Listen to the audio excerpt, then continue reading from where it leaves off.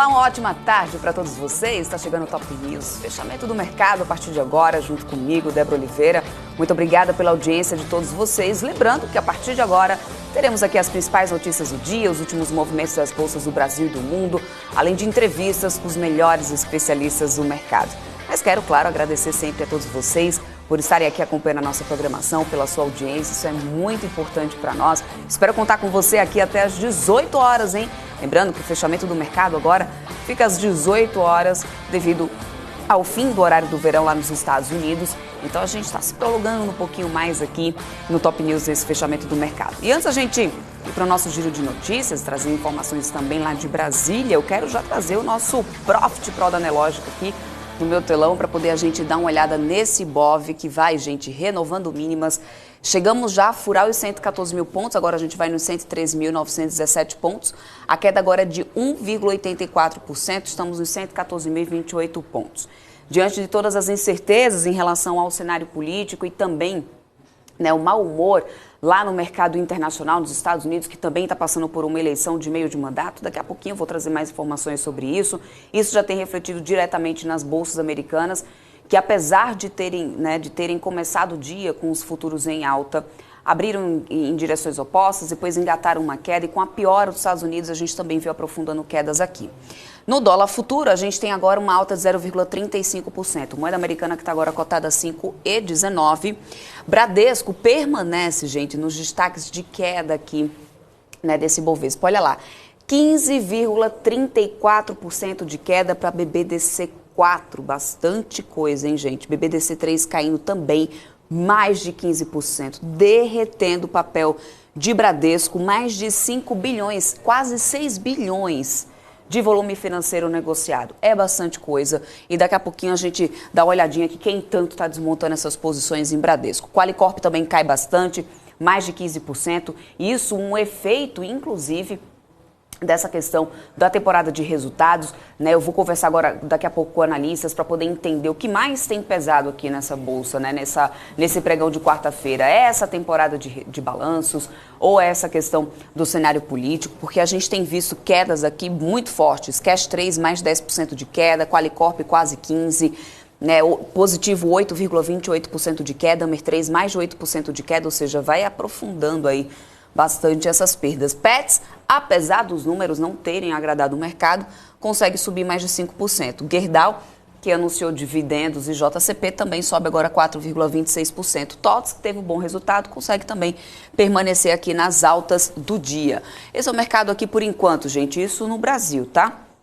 Olhando lá para os Estados Unidos, o que eu tenho agora, Dow Jones, que vai caindo 1,53%, S&P 500 caindo também 1,53%, Nasdaq, que é a bolsa da tecnologia por lá, caindo 1,97%, ou seja, todas as bolsas americanas uma queda, e foi, como eu falei mais cedo aqui para vocês, e foi nessa tendência aí de aversão ao risco, nesse aumento dessa aversão que a gente viu o Ibovespa surfando nessa onda também da bolsa americana. O Brent cai 2,5%, barril agora $92,98, e o WTI também caindo 2,99%. Aqui no setor de petróleo, a Petrobras até tinha conseguido ficar em alta, por um período do dia. Petro 4 aqui agora cai, 0,99%, Petro 3 também cai no 0,98%.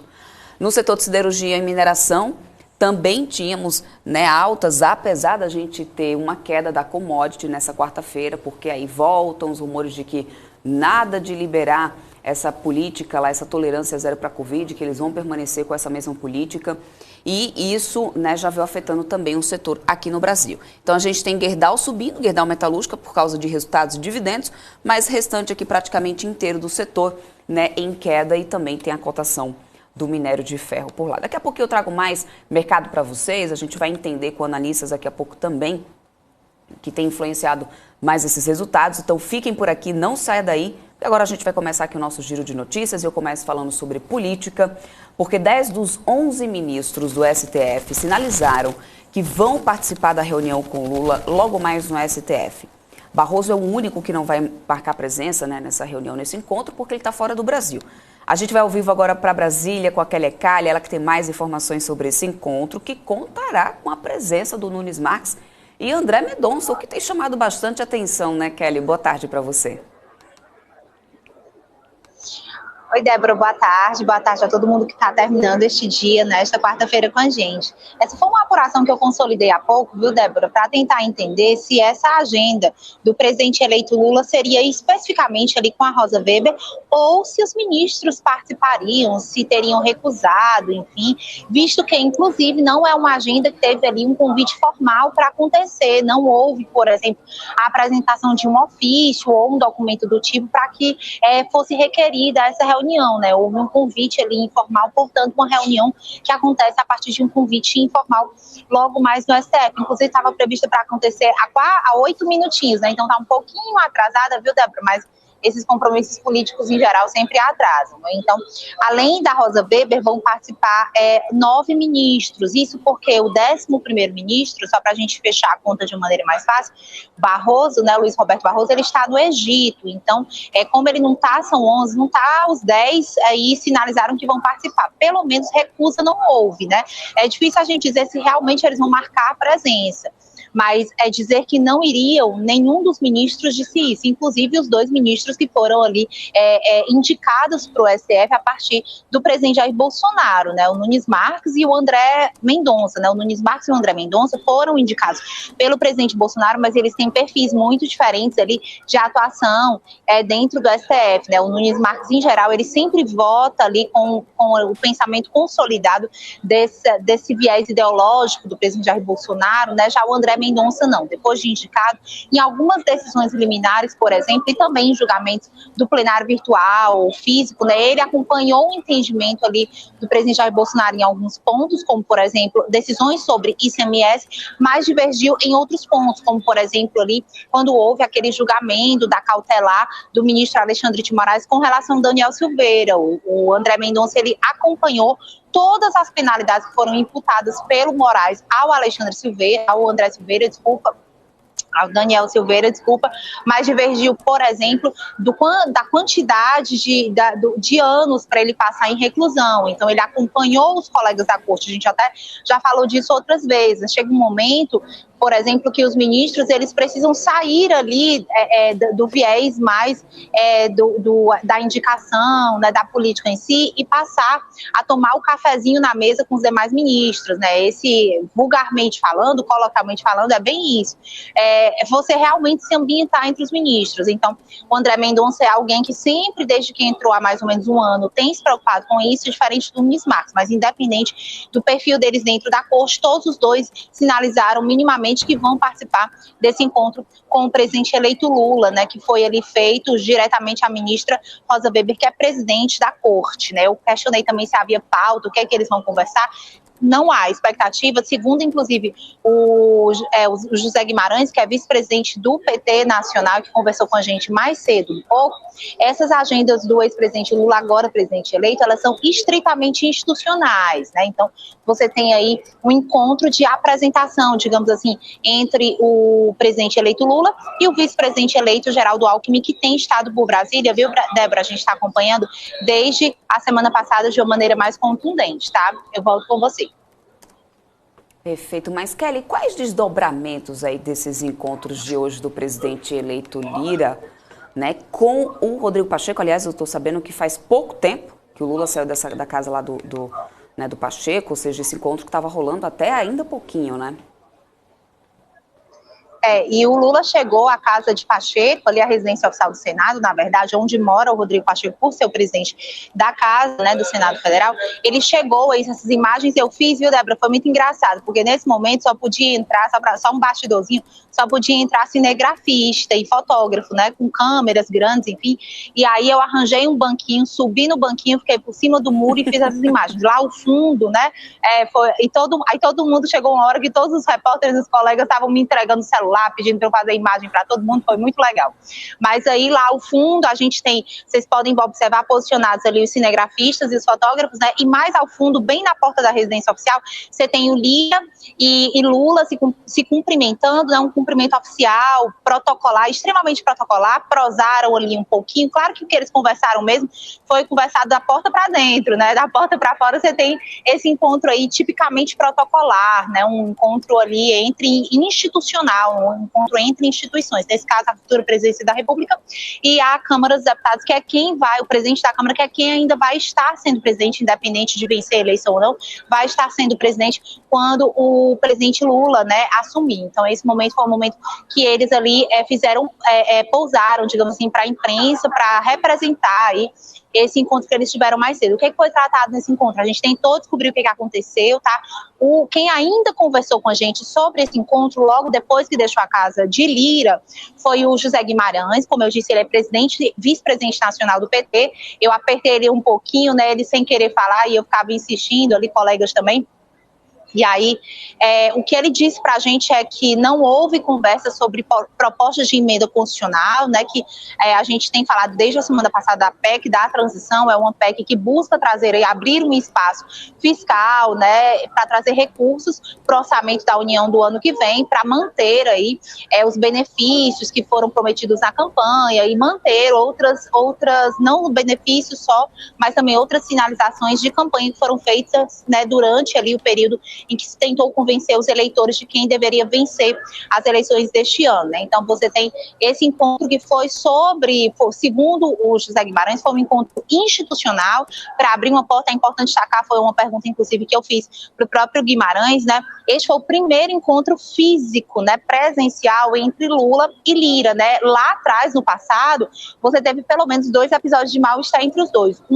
Quando Lula chamou Lira, né, de imperador do Japão, dizendo que ele queria concentrar o dinheiro da União, os recursos todos em suas mãos, né?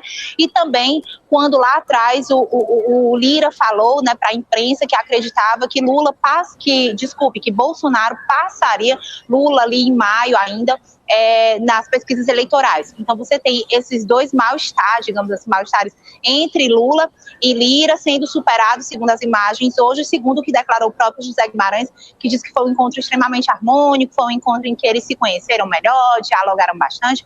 Tiveram presentes outros nomes da própria bancada do PT, o José Alencar, que é líder da minoria, que é um deputado federal do PT, esteve no local, a Gleice Hoffmann esteve também, o Mercadante esteve também, o Geraldo Alckmin, que é vice-presidente eleito, esteve também nesse encontro. Então realmente foi um encontro de peso. Eu perguntei ao Guimarães se alguém da bancada do governo, né, estaria nessa reunião, e ninguém esteve. Então, claramente não foi uma reunião que teve nada em um primeiro momento relacionado à transição. Então, e sim, há realmente uma reunião institucional, como vem argumentando, né, os nomes do PT, da cúpula do PT desde o começo, que seria essa agenda realizada pelo ex-presidente Lula e agora presidente eleito desde ontem. Ele chegou ontem, ficou recluso no hotel, tem agenda hoje, tem uma expectativa de agenda para amanhã, viu, Débora? Logo quando ele saiu aí, como eu disse, foi tipo assim, 12h20, então ele foi direto para a casa de Rodrigo Pacheco, que é vizinho. É só ao final um pouquinho da rua e passa uns 7 metros, você dobra à direita na casa do Pacheco.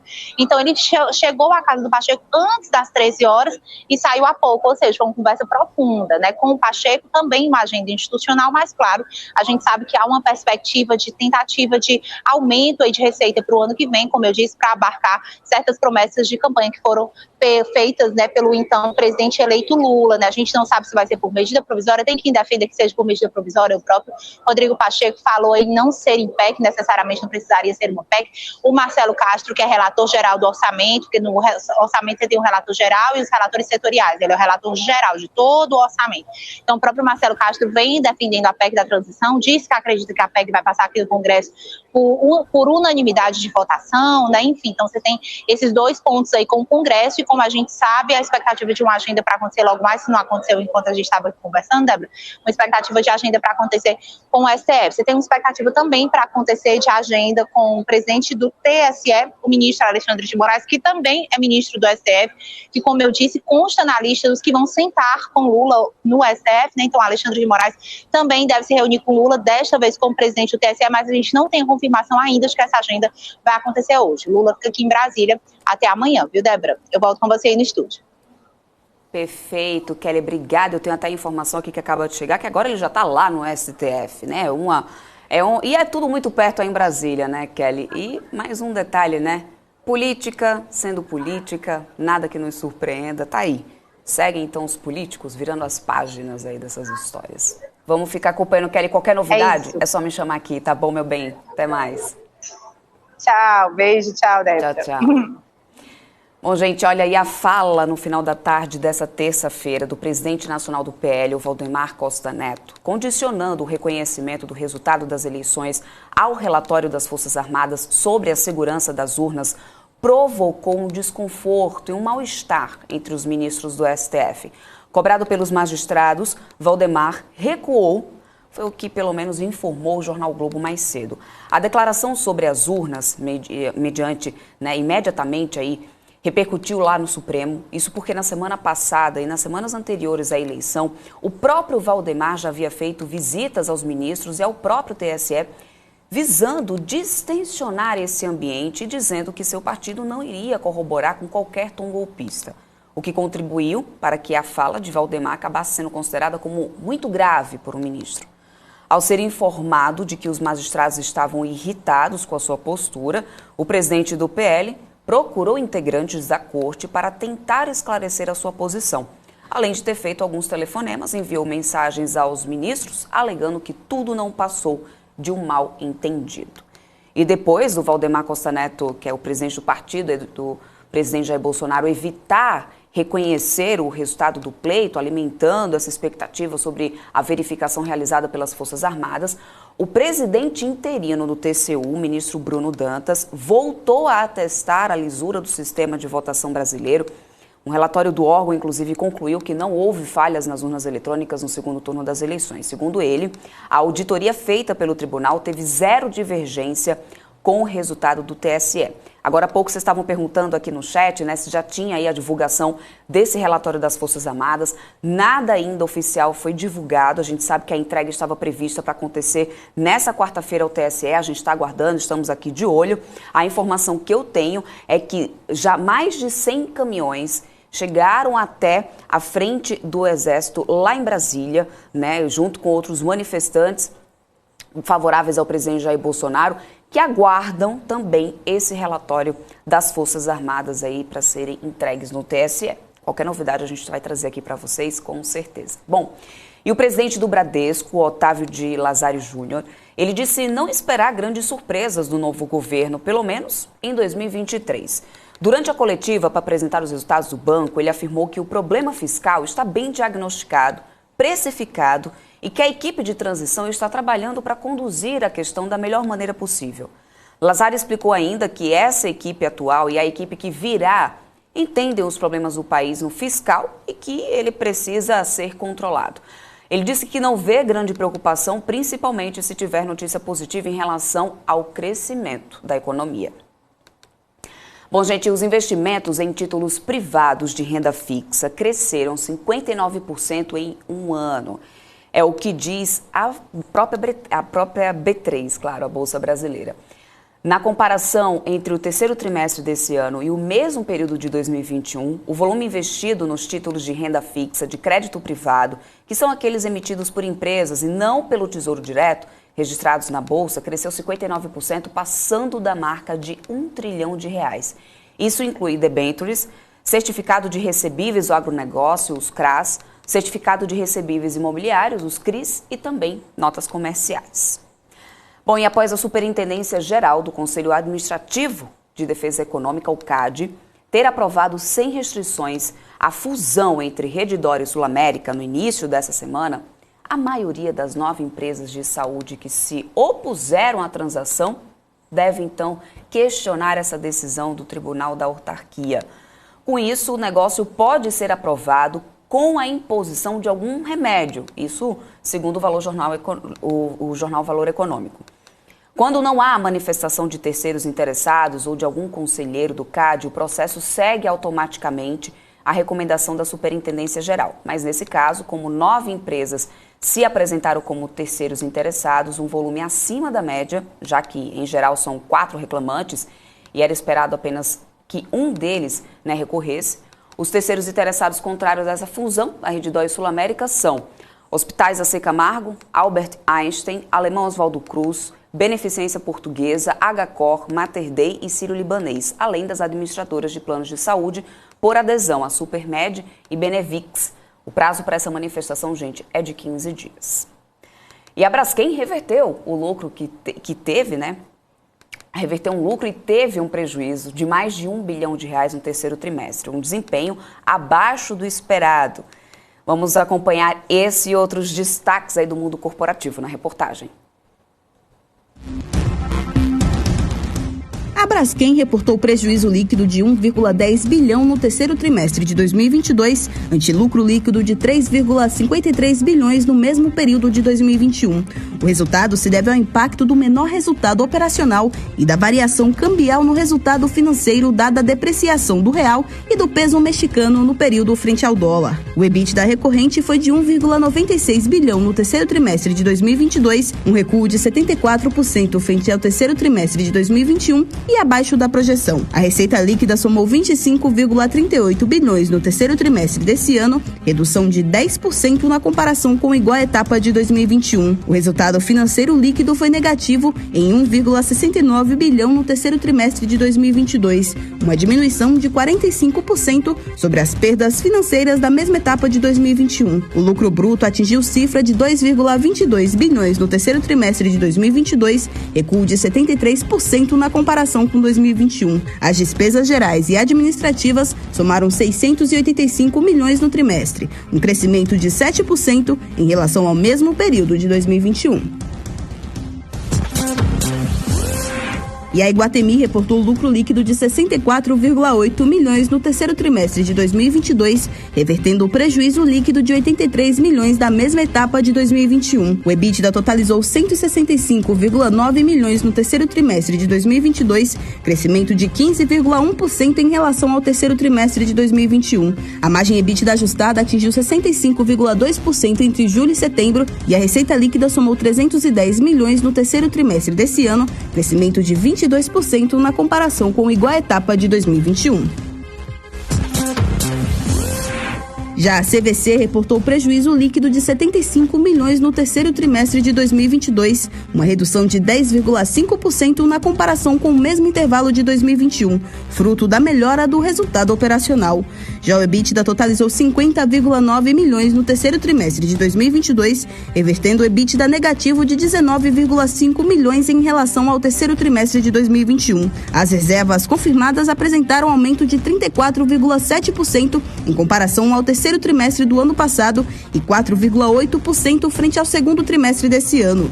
A receita líquida da companhia somou 337,6 milhões no terceiro trimestre desse ano, crescimento de 46,6% na comparação com a igual etapa de 2021.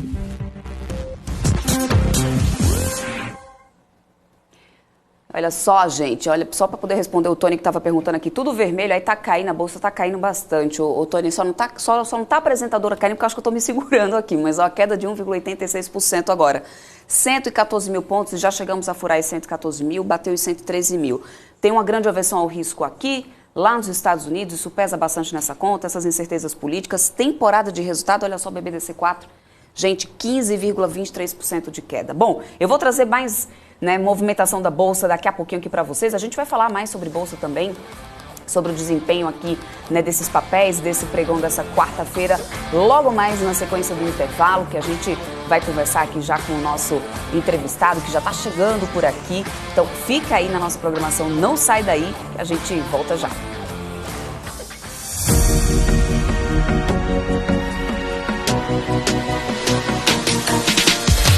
PMC News, informação que gera valor. Você está cansado da mesmice? Negociando em plataformas com ferramentas desatualizadas? Falta variedade e funcionalidade? Aproveite nossa grande seleção de ferramentas de trade. Baixas taxas de negociação, suporte em português 24 horas por dia, com mais de 200 criptomoedas disponíveis para trade. E a facilidade de depósitos com Pix. Aproveite o futuro agora. Bybit. Abra sua conta hoje mesmo. Bybit.com. Eu já tive franqueado que falou, não, eu não quero shopping. Eu sou muito mais feliz tendo um negócio na rua. Porque eu conheço a vizinhança, eu tenho muito mais liberdade de atuação mesmo no sistema de franquias. 6 horas da sexta-feira, só volta na segunda. Exato. Né? Ou então mesmo quando eu quero ficar com a loja aberta até mais tarde, né, eu posso ficar, só mais da tarde do que o shopping fica até as 10 da noite. Na Páscoa já teve loja que ficou aberta até 11 horas da noite de rua. Claro que depende de onde... E o shopping tem que fechar. E o shopping tem que fechar. Estamos de volta, agora sim. A gente vai conversar com o Lucas de Farias, pesquisador, trader e professor da LF Intermarket, já está aqui. Lucas, seja bem-vindo sempre aqui na nossa programação. Obrigado por ter aceito o convite para fazer esse fechamento do mercado aqui junto comigo. Olá, muito boa tarde a você e a todos os infoespectadores aí da BMC News. Obrigada. Lucas, vamos lá, vamos começar falando sobre esse setor de petróleo, né? Hoje a gente já vem com queda aí da commodity desde o início da semana. A gente teve informação até sobre questão de estoques de barris lá dos Estados Unidos.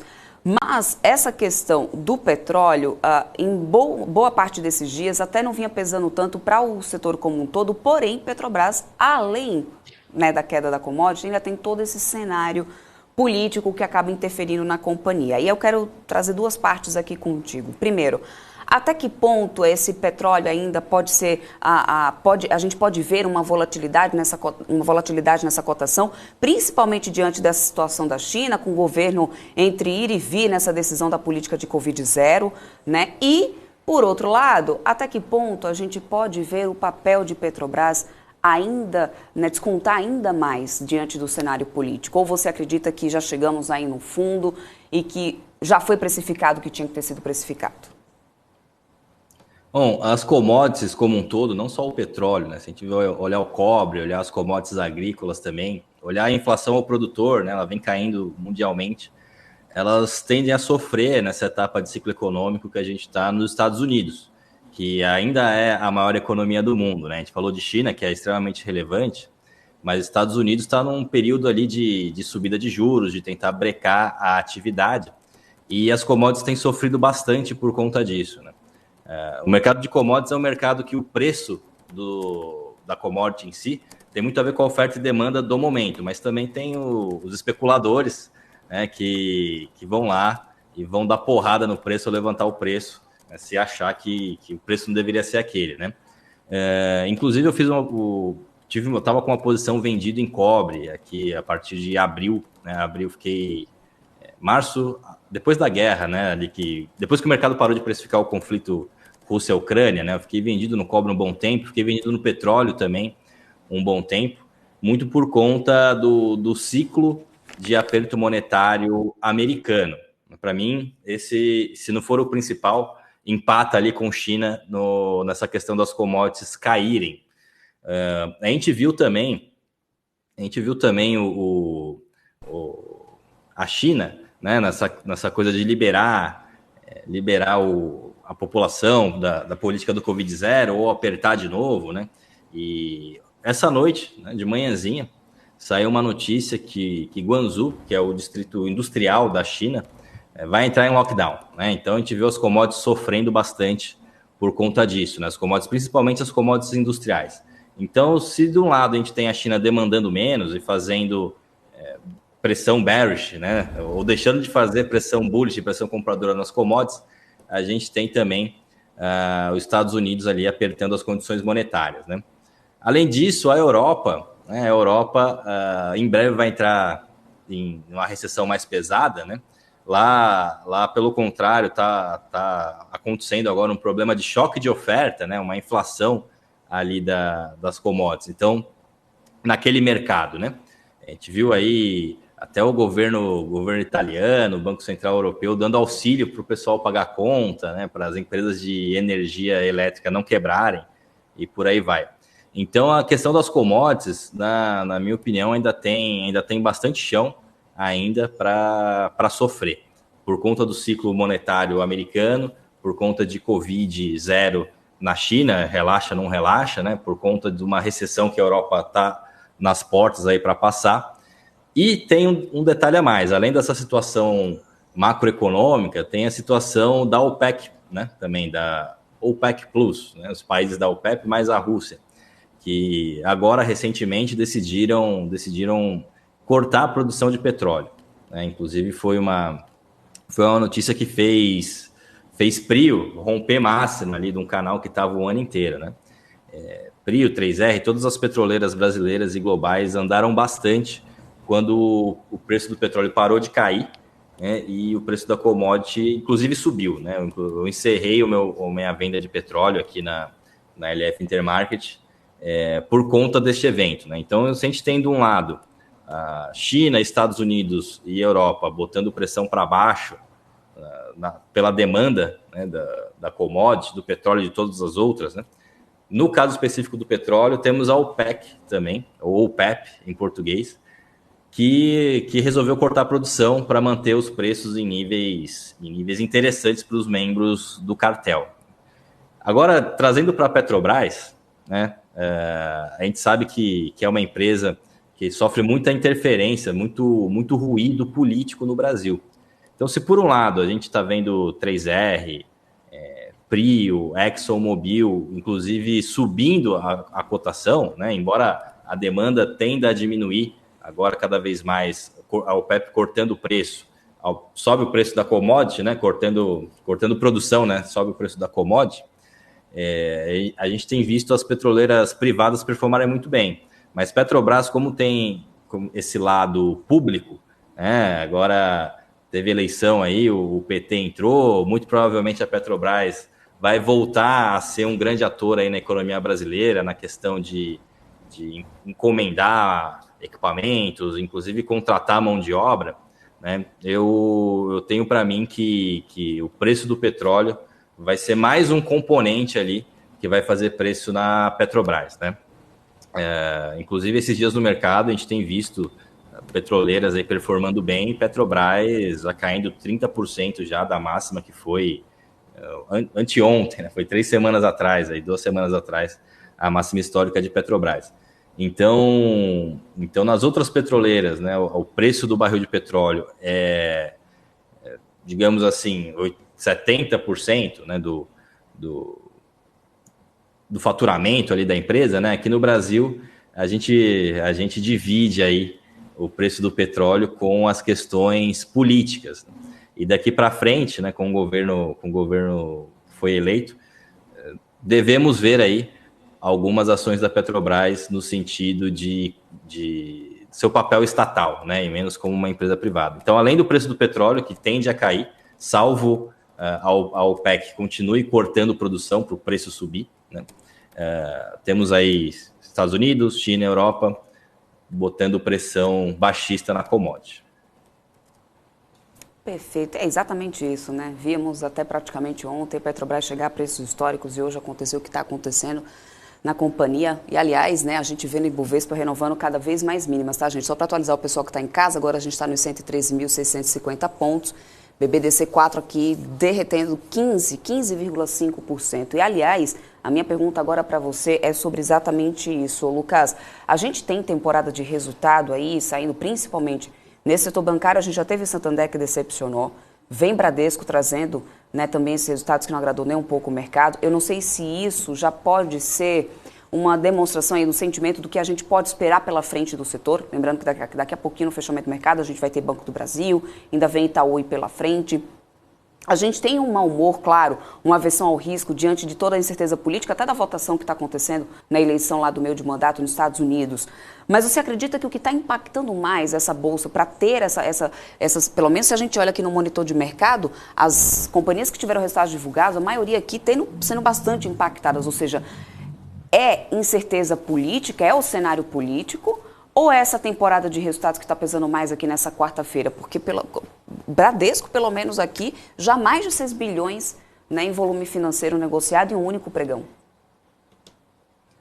Com certeza o resultado influencia. A gente viu logo na abertura hoje, Bradesco abrindo com 9,5% de queda, né?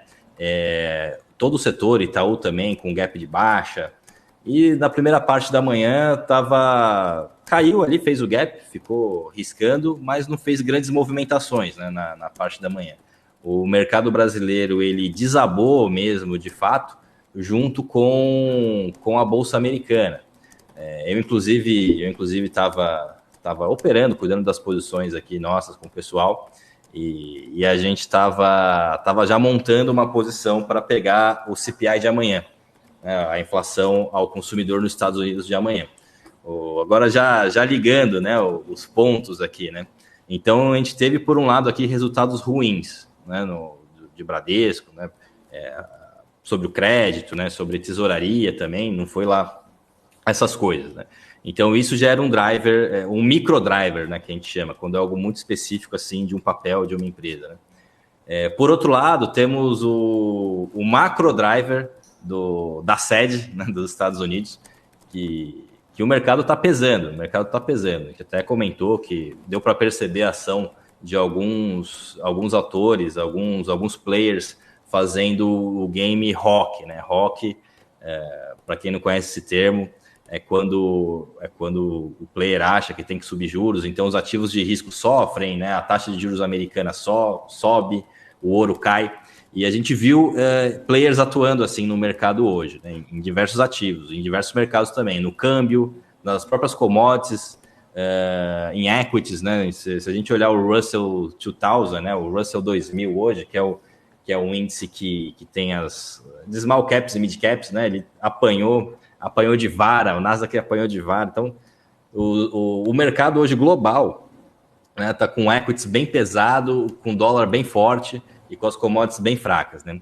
Então essa expectativa do dado de inflação de amanhã, né, e de um Banco Central americano que pese mais a mão na subida de juros, fez o mercado chorar, sangrar, né, copiosamente hoje na parte da tarde, né? Eu estava aqui aguardando, estava posicionado já aguardando o S&P cair, aguardando o nosso índice cair, até que veio, né? Até que veio e o mercado está precificando já a expectativa da inflação americana de amanhã. Então, temos aí alguns fatores. Temos os microdrives internos, que pela temporada de balanços, o setor bancário, que tem muito peso aqui no Ibov, não foi legal. Temos aí o macro driver americano, né, de subida de juros, e a situação política também no Brasil ainda incerta, principalmente sobre os nomes que vão compor o novo velho governo, né?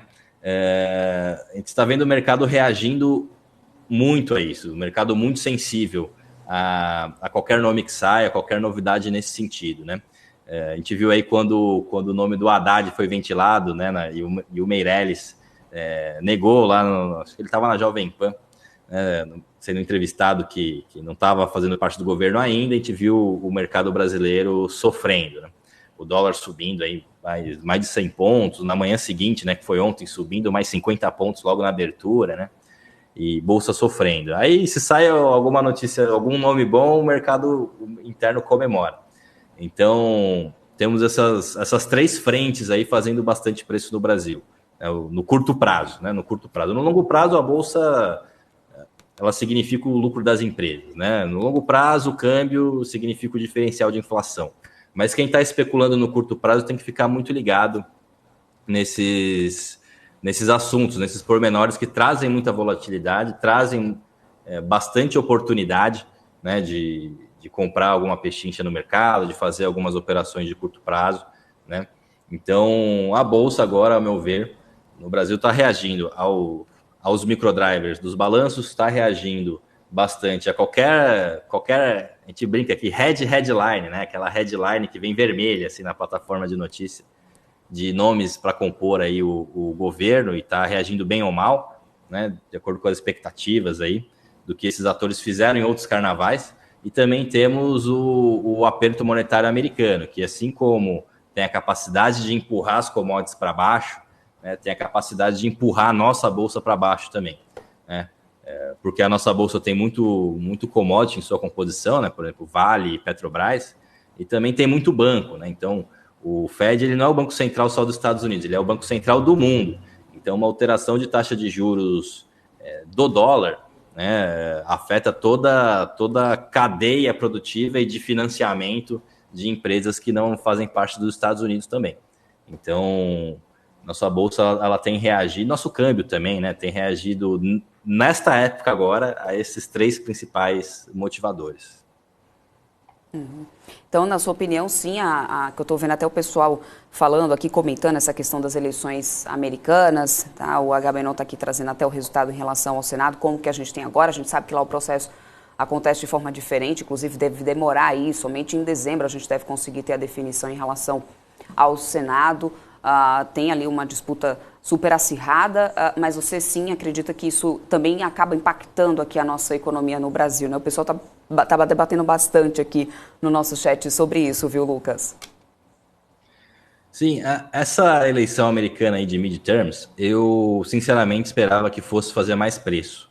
A grande expectativa aí dos mercados, né, e dos atores americanos, inclusive, é que a Câmara venha com mais congressmen, republicanos, né, e que isso faça o governo gastar menos e, em contrapartida, o Fed tenha que subir menos juros, né, tenha que apertar menos as condições da economia, porque os democratas eles têm a tendência, né, de dar mais auxílio, de fazer mais subsídio, né, de ser mais atuante na política fiscal, né? Isso gera inflação, que é o grande problema a ser combatido pelo Fed neste momento.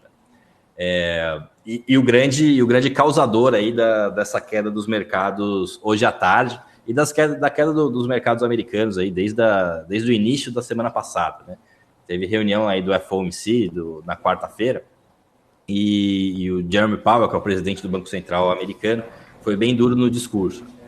Eu, particularmente, achava que ia ser duro no comunicado, ia ser rock no comunicado, ia ser mais dove no discurso, né? Acabou sendo, ao contrário, a reação do mercado.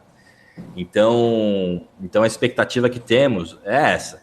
Eu não acho que tem feito muito preço ainda a eleição do Congresso e do Senado americano, né? A gente que passa o tempo na tela, né, olhando no intraday, muitas vezes a gente não tem capturado volatilidade quando sai alguma notícia, quando sai alguma coisa nesse sentido aí, deste driver, né, deste assunto, né? Embora ontem à noite as corretoras americanas elas aumentaram a margem, né, a margem de garantia para operar diversos ativos, né, e para ficar posicionado também em derivativos, né, por conta de alguma possível volatilidade aí das eleições de midterm.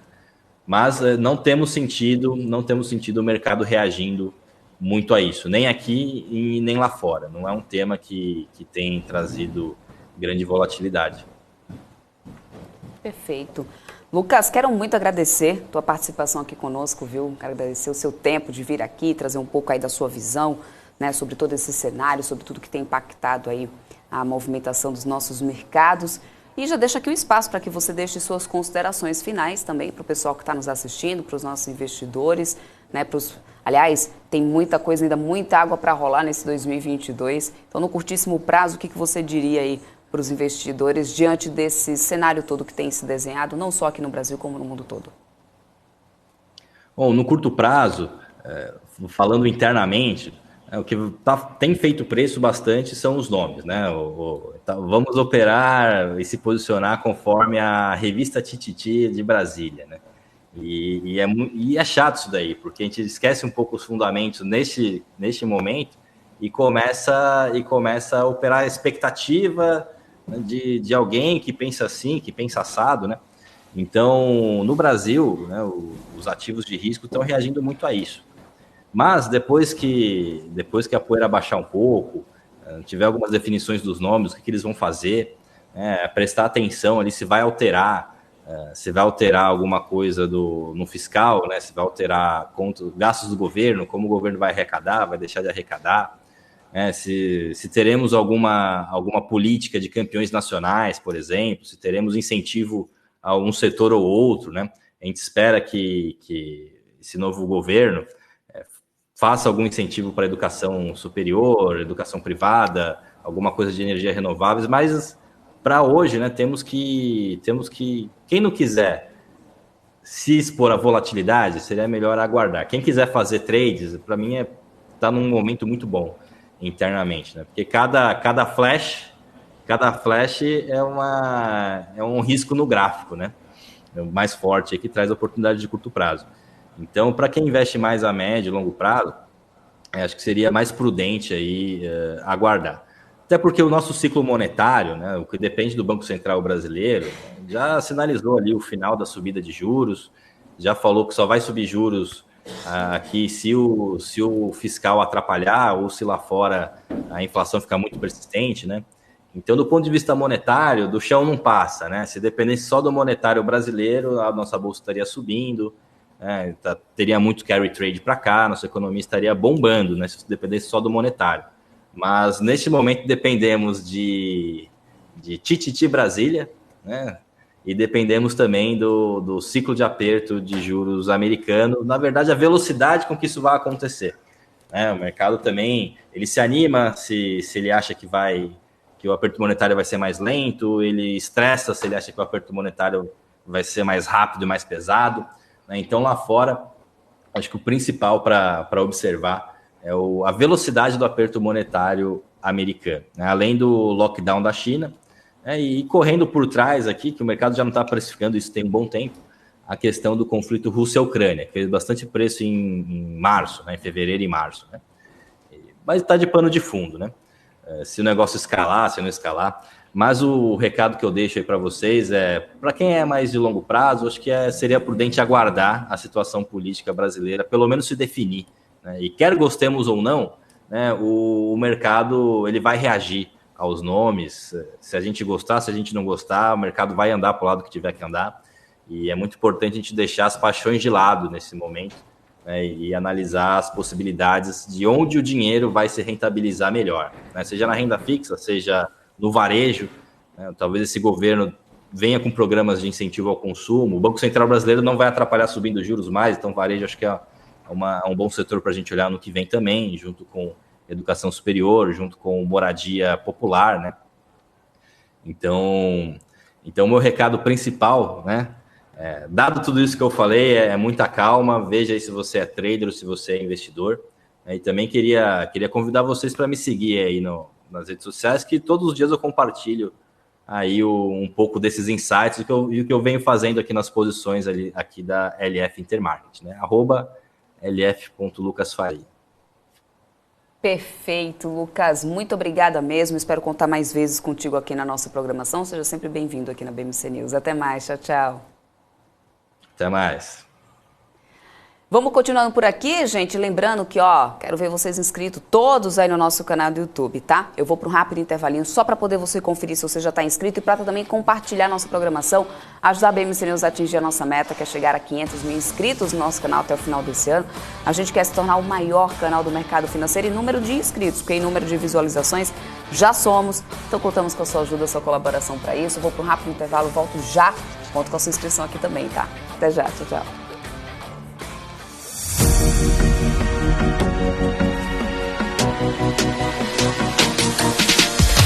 BMC News, informação que gera valor.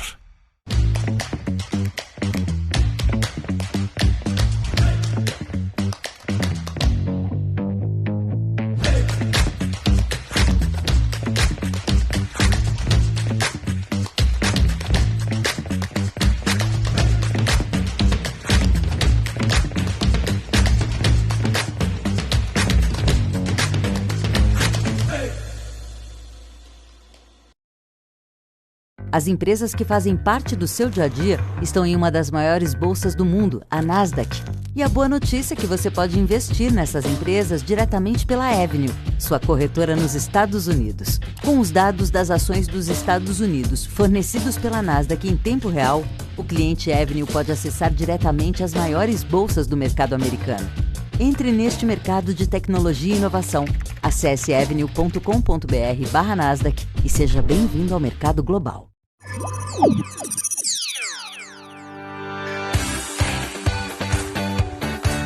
Aqui você pode negociar índices como DAX, Nasdaq e S&P 500 e commodities como soja, cobre, petróleo e café. Além de ações e ADRs das maiores empresas do mundo, como a BMW, Google, Apple, Netflix e Disney.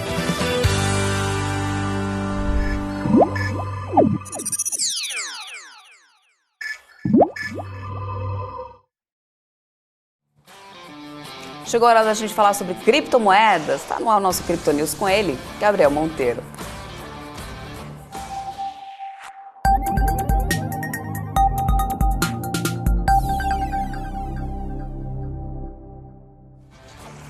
Olá, sejam todos muito bem-vindos ao Crypto News, nosso quadro diário sobre criptoativos e ativos digitais. E se eu dissesse que esse quadro foi gravado ontem, todo mundo ia engolir, porque o mercado está exatamente no mesmo ritmo, na mesma toada, por conta, claro, dessa crise com o FTX, envolvendo, claro, a compra pela Binance, várias outras crises de governança dentro da companhia. O mercado está reagindo bem mal a tudo isso, o Bitcoin perdendo as mínimas do ano, então o momento está bem de cautela aqui para o nosso mercado. A dona Débora Oliveira, a hora que eu abri aqui o nosso mapa para fazer o programa, falou: meu Deus, e é meu Deus mesmo a reação que a gente espera, tanto de quem está nos assistindo quanto dos investidores, ativos caindo bem nessa tarde, seguindo o ritmo das quedas de ontem. Mas vamos para o que interessa, vamos para as cotações dos ativos aqui no Vector da Nelogica.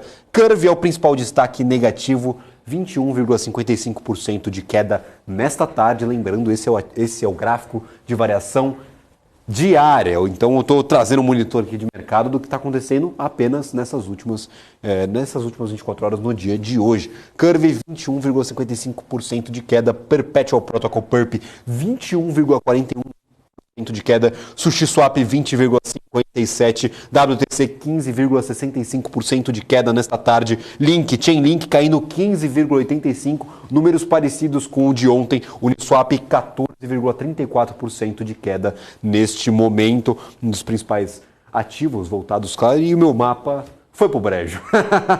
Mas falando, claro, dessa grande queda, ele voltou aqui rapidamente, caiu como o mercado de criptoativos está caindo nesses últimos 2 dias, para exemplificar aqui essa crise que nós estamos vivendo, claro, Uniswap caindo 14,26%, um dos principais ativos voltados a DEX, a corretoras descentralizadas.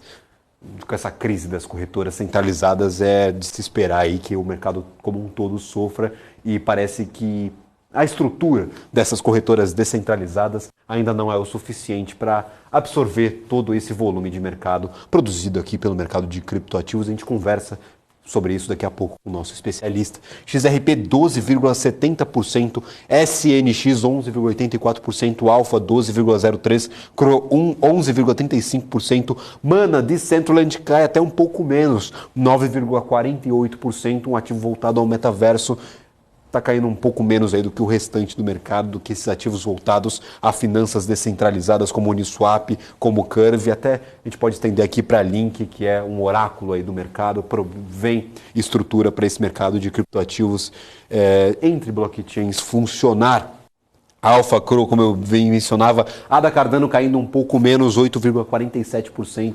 Tem muita oscilação desde ontem, 8,47%, caindo bastante, perdendo bastante valor. Ethereum 10,56%, o que a gente vinha recuperando aí dos valores de Ethereum nos últimos dias, até pós-merge, Ethereum ganhando um pouco de força. Hoje perdeu todas esses patamares com 10,56% de queda para o criptoativo. A Aave também 10,40% nos principais protocolos de empréstimos de criptoativos disponíveis no mercado, disponíveis aos investidores, caindo 10,40%, o Wi-Fi 9,91% e o Bitcoin caindo 9,65%. Eu trouxe até aqui o mapa da variação diária do Bitcoin. A gente pode ver um abismo desde a tarde de ontem. A gente já vinha perdendo um pouco de valor no começo da semana, o final de semana até que foi positivo, mas desde ontem, desde o anúncio dessa grande crise da compra da FTX pela Binance, nós vemos aqui saindo dos 20.693 até agora cotado 16.777,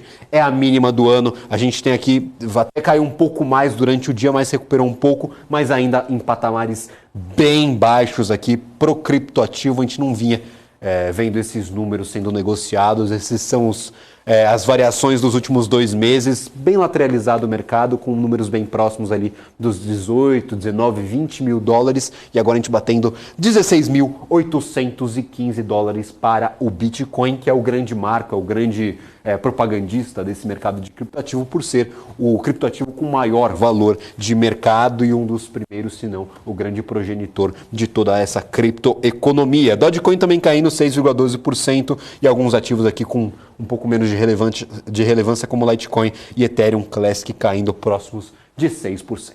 Mas para falar sobre toda essa crise, para entender o que está acontecendo e quais são os próximos passos, nós vamos conversar agora com o Luiz Pedro, analista-chefe de criptoativos da Nord Research. Seja muito bem-vindo ao nosso Crypto News. Um Crypto News em ritmo fúnebre aqui. Se tivesse trilha sonora, ia ser bem triste a trilha sonora desse nosso programa, Luiz.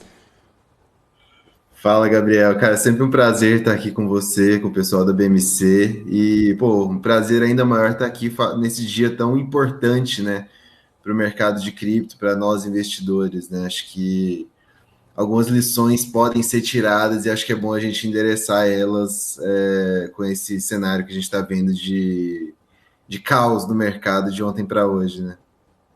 Perfeito. Ontem a gente já viu uma queda brusca nos criptoativos, até estabilizando um pouco ali no final do dia. Muitas pessoas falando que talvez o pior já teria passado dessa grande crise, mas hoje a gente vê o Bitcoin rompendo novamente, ganhando uma nova mínima. O que a gente pode esperar? Realmente a gente já passou pelo pior. Essas duas grandes quedas que a gente teve hoje são um sinal até que esperançoso, ou realmente aqui as esperanças ficaram de lado, o mercado está um caos, a gente não tem como prever o que vai acontecer e quais os eventos que a gente espera, porque ninguém espera, não, a Binance vai comprar, vai resolver o mercado, não, a Binance não vai comprar, vai resolver o mercado, não, a FTX amanhã vai descobrir que realmente a crise não era tão profunda. O que a gente pode esperar? Qual é a sua avaliação sobre o momento e essa posteridade da crise? Antes de eu dar minha resposta, eu tenho que falar, não se desesperem, né? Acho que é o principal, que a resposta não é tão positiva. Cara, eu acho que o pior ainda não foi, né? A gente está num momento de incerteza acerca de algo que parece ser muito ruim e pode ser pior do que parece. Essa crise de insolvência, essa má gestão, terrível gestão da Alameda Research junto com a FTX, né? A Alameda, braço de investimento da FTX, que ambas têm o mesmo dono, né, o Sam, cara, parece ser muito pior do que a superfície mostra, né? A crise de alavancagem ali dentro da Alameda, que vale ressaltar, né, até curioso, teve um papel fundamental em salvar, de certa forma, o mercado daquela crise de alavancagem do começo do ano, quando a gente viu o Luna quebrando, viu o TUSD indo a zero, viu Celsius muito próximo de uma falência, BlockFi no mesmo caminho. A Alameda teve um papel fundamental em recomprar boa parte desses ativos, em ajudar nesse cenário caótico, e agora ela é o protagonista de uma nova crise que parece ser pior do que a anterior, né? Por se falar de um fundo muito grande com a segunda maior exchange do mundo, numa crise de insolvência terrível, como falei, por uma péssima gestão, que a gente ainda não sabe como vai ser resolvida, né? Que a gente tem dois problemas muito grandes, né? Acho que o primeiro é a FTX, com uma dívida enorme aí com seus clientes, por ter feito o que não deveria ter feito com o saldo dos clientes, em primeiro lugar, né? E tendo a Binance aí como o salvador da pátria, podendo comprar, né? Então foi emitida uma intenção de compra. O CZ, junto com a equipe dele da Binance, vai fazer o due diligence da empresa, né? Da FTX, ver se quer comprar ou não. Então ele tem um passe livre para falar que não quer comprar, e esse cenário por si só seria muito ruim para o mercado de cripto. Então, por que seria ruim, né? A FTX teria que vender boa parte dos seus ativos líquidos para poder pagar suas dívidas com os clientes, e isso culminaria em um mar de sangue no mercado de vendas de ativos, né, a mercado. Então seria, sim, um ponto preocupante para o preço. E ainda no outro cenário, em que a Binance realmente compre a FTX, arque com as dívidas, comprando a um valor ultra descontado aí, né, que foi a proposta do CZ, já está praticamente aceita, né, pelo SEM, pela equipe da FTX. Ainda tem a questão da Alameda Research, né, que é um braço separado da FTX, que o CZ pode querer ou não querer comprar, e no caso que ele não compre, vai ser, o fundo vai se mostrar insolvente, vai ter que vender ativos a mercado também, gerando também uma onda de liquidação muito forte em DeFi, enfim. o cenário não é tão bonito, né? Acho que não tem da onde a FTX arrumar uma salvação a não ser a Binance e assim, a gente está num momento de torcida, né? E assim, acho que a responsabilidade nossa como analista de cripto, como propagadores de informação acerca do mercado para investidores como vocês da BMC, é de trazer o cenário real, né? Assim, tão duro quanto ele é, sem massagear muito, sem passar pano, né? E trazer a informação. Acho que a melhor forma de você estar posicionado em cripto agora é com muito pouco dinheiro, né? Então, 1%, 2%, no máximo 5% do seu portfólio, como a gente sempre fala, para não ter uma super exposição em cripto. E, cara, assistir, colher com parcimônia essas oportunidades de preços baixos, enquanto isso se define, enquanto a gente consegue ver de fato o que realmente está acontecendo com a FTX, com a Alameda.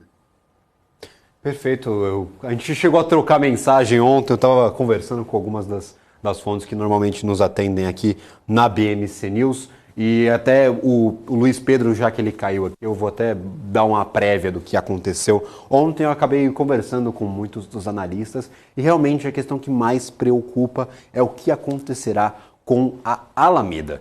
O que acontecerá com a Alameda a partir deste momento? A FTX está encaminhada esse deal com a Binance, mas a Alameda ainda não entrou na conversa. É um fundo muito intenso no mercado, que teve bastante atuação, como o Luiz Pedro acabou de mencionar, no começo aqui no nosso mercado do ano, que teve várias crises envolvendo alguns projetos, por conta, claro, daquela quebradeira do começo do ano, que deu início, claro, a esse nosso bear market de criptoativos, e ainda não está muito certo o que vai acontecer com esse ativo, o que vai acontecer com a Alameda, e realmente, se tiver problemas de insolvência, terá que vender esses ativos a preço de mercado, e aí vai dar aquele banho de sangue no mercado novamente. A gente está vendo aqui os ativos caírem bastante durante esses 2 dias. Esse movimento pode se repetir, claro, com a necessidade da Alameda ter que vender os seus ativos para pagar os cotistas, para pagar os seus clientes. A gente sabe que esse mercado é um mercado muito incipiente e geram esses grandes riscos para os investidores, e é o que a gente sempre alerta aqui para todo mundo que nos assiste. A gente fala sobre a tecnologia, falamos sobre os projetos, falamos sobre os ativos e damos o disclaimer falando que é um investimento de alto risco, um mercado muito incipiente e que a gente ainda não entende as dinâmicas que atuam sobre ele, se é ditado pela economia norte-americana ou se não é, se é ditado pelos grandes players dos criptoativos, como são as corretoras centralizadas, ou se não é, a gente vai entendendo ainda ao longo do tempo. Luiz Pedro, o que muito se especulou recentemente, eu gostaria até de estender essa pergunta para ti, é o seguinte: falando que o CZ teria premeditado essa situação, vendido seus ativos rapidamente, posteriormente anunciado ao mercado que estava se desfazendo dos tokens de FTT. Isso importa, não importa? O mercado vai cair de qualquer jeito, a situação parece que não envolve exatamente ele. Foi um golpe ali para acertar a rival. Como que se avalia esse envolvimento da Binance nessa crise que nós vivemos hoje? Bom, primeiro, desculpa aí, a internet deu uma fraquejada, caiu aqui junto com o mercado, mas já voltamos. Cara, assim, acho que é interessante a gente enxergar de onde que veio isso, né? Veio de um report da CoinDesk que mostrou os saldos ali da Alameda Research, né? Mostrando que eles tinham mais dívida do que ativos sobre custódia, né? Então, estavam muito sobrecolateralizados e muito em FTT, né, que é o token da FTX. Então, assim, foi feito de uma forma muito artificial, né? Você cria token para gerar liquidez e conseguir se alavancar, né? Então, era um risco muito grande ali, que, enxergando isso, né, vale falar que a Binance foi investidora de seed rounds ali da FTX, né? Ajudou na fundação da FTX. E tinha grande quantidade de FTT ali. A parte da Binance na sociedade já havia sido vendida ano passado, e agora veio com esse cenário exposto por esse estudo da CoinDesk, o CZ veio a público e falou, vou vender meus FTTs, tem 2 bilhões aqui de dólares em FTT, vou vender e vamos ver o que acontece, porque isso não pode ser feito dentro do mercado, né? Essa má gestão com saldos e com tokens próprios, né? Então, ele se aproveitou da fragilidade e explorou até onde deu, né? Que foi até realmente gerar uma crise de liquidez na FTX, sua maior concorrente, segunda maior corretora do mercado de criptoativos, que teve que travar saque, né? Por causa da fuga de ativos que estava tendo ali, que chegou num ponto que a FTX não conseguiria pagar aqueles saques que estavam sendo pedidos pelos seus usuários, né? Então, assim, uma situação calamitosa para a FTX. Acho que o efeito é maior, muito mais importante do que a causa, mas a causa não pode ser ignorada também, né? Então, entender de onde vem toda essa história é muito importante para a gente também saber do que nos precavermos, né? Acho que a melhor forma de se precaver desse tipo de situação, de ter seus saldos travados em exchanges, é seguir o mandamento 1 do mercado de criptoativos, né? Que é não deixar seus saldos em corretoras, manter ele em wallets próprias, você mesmo custodiando, que aí nada disso te afeta a não ser pelo preço, né? Melhor você ver um ativo caindo por drives pontuais do que ter eles perdidos ou presos ali de forma a não conseguir tê-los em sua posse, né? Então, o Not Your Keys, Not Your Coins nunca foi tão importante da gente ter em mente, né? Então, se você investe no mercado de criptoativos, se você tem criptoativos em algum exchange, acho que a melhor solução para você ficar tranquilo com tudo isso enfim, acalmar e esperar o mercado se acalmar também, ditar sua direção e não ter saldos presos em exchanges, né? Agora, muitas exchanges estão fazendo agora um movimento de mostrar que tem saldos ali líquidos, né? E que não são envolvidos em nenhum tipo de operação financeira, então o saldo dos seus clientes estão ali salvos, né, em carteiras próprias. Isso é muito importante também, mas acho que a melhor forma de se precaver de qualquer imprevisto em um exchange é você não tendo saldos lá, né? Usa exchange como apenas um ponto de compra, né? É o que eu sempre brinco, né? Você não vai na Casas Bahia, compra uma geladeira e deixa a geladeira lá, né? Você traz ela para sua casa. E com cripto tem que ser da mesma forma, né? Você usa a exchange só para comprar ali seus criptos e trazer para sua custódia própria, que a gente entende que é mais complexo de fazer, que traz maior responsabilidade, mas sabendo fazer, traz muito mais segurança. Perfeito. Quais seriam umas soluções para a gente não ver esse movimento se repetindo? A gente fala muito sobre o mercado, faz essa comparação com o mercado tradicional. A gente tem os órgãos autorreguladores aqui do mercado tradicional, que são uma colaboração dos entes de mercado. Você acredita que possa ser uma grande alternativa a esse mercado alternativo, já que a gente ainda vê uma regulação estatal dos estados especificamente, ainda muito lenta, ainda caminhando a passos muito, muito pequenininhos. Como que você enxerga esse movimento? O que a gente tem que fazer a partir deste momento? O que a comunidade cripto tem que corrigir a partir desse momento para evitar essas novas crises? A gente também lembra que há muitas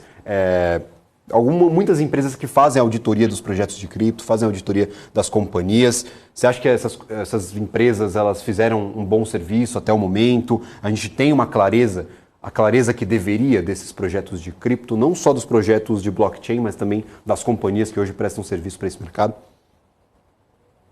Cara, eu acho que você tocou num ponto muito importante, Gabriel, que é a regulamentação. Se tem uma regulamentação clara para como você deve operar como exchange ou como provedor de serviço ligado à cripto, é muito importante, né? Uma regulamentação que exigisse uma transparência quanto aos saldos e quanto à custódia dos ativos, como ela é feita, seria muito importante. Mas o problema é que hoje a gente tem muito pouco auditor capacitado para fazer esse tipo de verificação, né? Mas tendo uma transparência maior sendo exigida por lei, por questão de regulamentação do mercado de cripto, globalmente falando, né, aqui no Brasil, nos Estados Unidos, na Europa, em diversos países, terem uma diretriz mais clara para como que um exchange deve atuar e o que ela deve fazer, o que ela pode e o que ela não pode fazer, pode ser um passo muito importante para a gente evitar esses problemas, né? Como, cara, é a mesma história que aconteceu com a Celsius, né? Aquela plataforma de empréstimo centralizada, que grande parte dos saldos dos clientes estavam em outros empréstimos, que estavam em outros empréstimos com outras empresas, e que viravam uma espiral ali, um círculo de empréstimos entre si, onde dava quase uma soma zero nas dívidas e só o usuário da plataforma que emprestava os saldos que estava em risco no final das contas, né? Então, ter isso acontecendo é muito fruto de uma falta de regulamentação, né? A gente brinca que em cripto, todo mundo que chega para empreender chega fazendo o que quer até alguém falar que não pode, né? Então, isso é uma mentalidade muito errada para um setor tão promissor, né? Que tem tanta usabilidade, tanta coisa legal para crescer. Ver os mesmos erros se repetindo, as mesmas falhas do passado se repetindo, às vezes até por quem salvou das outras falhas, né, que é o caso da Alameda e da FTX, cara, é de certa forma frustrante para quem acompanha o mercado e que espera que ele cresça e encontre o seu potencial de fato, né? Então, questão assim, tem muita gente em cripto que é contra a regulamentação. Eu sempre fui totalmente a favor desde que venha para ser pró-mercado, né, para proteger o investidor e dar uma base ali para como um framework, né, de como agir de fato dentro do mercado cripto. Acho que isso é fundamental para a evolução do mercado e cada vez mais se torna latente essa necessidade, né? Perfeito, Luiz. Eu até gostaria de puxar um assunto aqui. A gente falava um pouco anteriormente, quando eu estava mostrando os ativos, aqui a variação diária, sobre as DEX, as exchanges descentralizadas. Nós sabemos que a maior parte do volume negociado não está nesses protocolos, está, claro, nas exchanges centralizadas, nos protocolos que estão centralizados nas empresas realmente que prestam esses serviços, como a Binance e a FTX, as duas maiores do mundo. Como que a extinção no hipotético cenário aqui da FTX, a falência realmente, ela vai ter que liquidar os seus ativos, vai dar ruim no mercado. Como que isso pode impactar a facilidade ou não de negociar criptoativos? As outras plataformas, elas têm capacidade de absorver essa demanda, e as exchanges descentralizadas pode ser um bom gatilho para que o investidor passe a utilizar esses protocolos para negociar os seus criptoativos, ou elas ainda não têm estrutura suficiente para receber esse número de transações? Eu acredito que tem estrutura suficiente para receber esse nível de transação, sim. Tem diversas DEX muito boas no mercado, em boas plataformas, mas eu acho que o principal ponto aqui é a experiência do usuário ainda, né? A experiência do usuário nessas exchanges centralizadas, nos meios descentralizados, de forma geral, de você comprar criptoativos, adquirir criptoativos ou tradear, ainda é muito ruim, né? As exchanges centralizadas, elas ainda ganham pela facilidade do on-ramp, né, que a gente chama, que é você transformar moeda fiduciária, real, dólar, euro, qualquer uma das moedas tradicionais em cripto, né? Então, isso ainda é uma frente que precisa ser melhorada nas exchanges descentralizadas, né? Então, como seria feito isso? Como que é feita a custódia, a conversão de moeda fiduciária para cripto dentro da blockchain é uma outra questão que precisa ser endereçada pelos desenvolvedores dessas exchanges centralizadas. Hoje já tem meios de se comprar Ethereum direto da MetaMask, da MetaMask, né, que é a principal carteira da rede da Ethereum, com Pix, né, por uma startup brasileira que faz essa integração também bem interessante. Então, assim, os caminhos estão se desenvolvendo, né? O mercado de cripto ainda é muito pequeno e assim, a parte de experiência do usuário ainda afeta muito nessa adoção mais massiva de exchanges centralizadas, e acho que a parte do on-ramp é o principal desafio ainda, né, para popularizar essas soluções. Então, assim, eu vejo como o potencial alternativo que tende a ser mais adotada no futuro, mas hoje ainda é muito pequena a adoção justamente por esses pontos.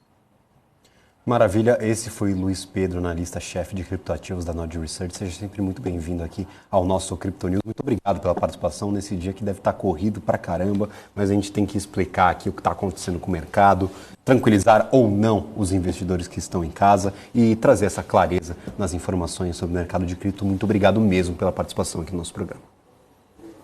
Muito obrigado, Gabriel. Sempre um prazer estar aqui conversando com vocês, principalmente nesses dias assim, para tentar trazer uma calma, pelo menos uma forma de agir ideal para o mercado nesse momento. Um abraço. Maravilha, agradeço muito. Sejam sempre muito bem-vindos aqui ao nosso programa. Só dando algumas últimas cotações aqui para o mês de novembro. Nós começamos o mês, claro, há pouquíssimo tempo, estamos no dia 9. O maior patamar do Bitcoin nesse interim, nesse intermédio, desde o começo do mês, foi 21.480 dólares e desde então a gente viu uma queda brusca nos criptoativos. Essa cotação foi do dia 5 de novembro e desde então a gente teve 4 dias de queda aqui para o ativo, cotado agora a 16.800 dólares, mas chegou a uma mínima neste ano de 16.441 dólares. Então é um patamar bem perigoso aí para o criptoativo. A gente vai tentar entender o que está acontecendo com esse mercado e o que pode acontecer com esses criptoativos ao longo da semana, ao longo do mês e ao longo dos nossos programas aqui diários na BMC News. Lembrando, o Crypto News é um oferecimento da Bybit para você que quer ter acesso a investimentos em criptoativos, ter acesso a esses ativos que nós comentamos todos os dias. É só pegar o seu celular, escanear o QR Code que está aparecendo agora na sua tela ou clicar no link aqui na descrição deste vídeo. Você vai poder entrar no site da Bybit, fazer a sua conta e começar a investir em criptoativos. E lembrando também, para quem quer entender um pouco mais esses movimentos de ativos e o que pode se fazer com um trade, por exemplo, para tentar se posicionar nesse mercado, às 18 horas e 45 minutos de hoje nós temos a Hora do Trader com o Rafael Mazzelli ao vivo aqui na BMC News, então mandem as suas dúvidas, participem aqui do programa todos os dias às 18 horas e 45, Rafael Mazzelli com a Hora do Trader, com um pouco de análise gráfica, um pouco de trading de criptoativos, para você que está tentando entender esses movimentos que foram bem bruscos nos últimos 2 dias, assista ao programa que é sempre muito interessante. Nós voltamos depois do intervalo com mais fechamento de mercado e notícias no Top News e com a Débora Oliveira. Eu volto só amanhã. Tchau, tchau.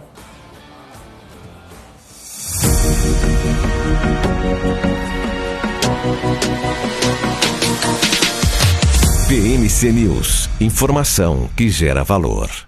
Você está cansado da mesmice? Negociando em plataformas com ferramentas desatualizadas? Falta variedade e funcionalidade? Aproveite nossa grande seleção de ferramentas C-Trade. Baixas taxas de negociação, suporte em português 24 horas por dia, com mais de 200 criptomoedas disponíveis para trade e a facilidade de depósitos com Pix. Aproveite o futuro agora. Bybit. Abra sua conta hoje mesmo. Bybit.com.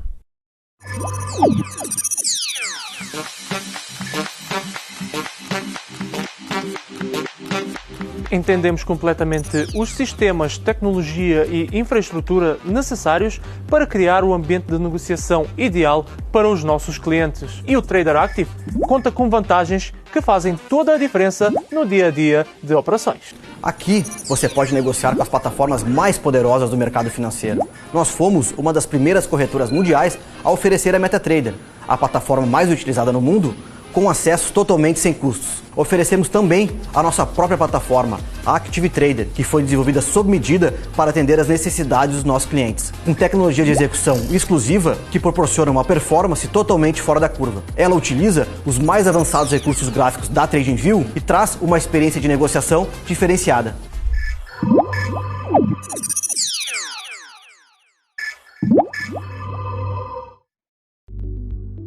Porque às vezes o pessoal ouve esses números, Marco e Alex, e fala assim, poxa, mas a Cacau Show é muito agressiva na expansão.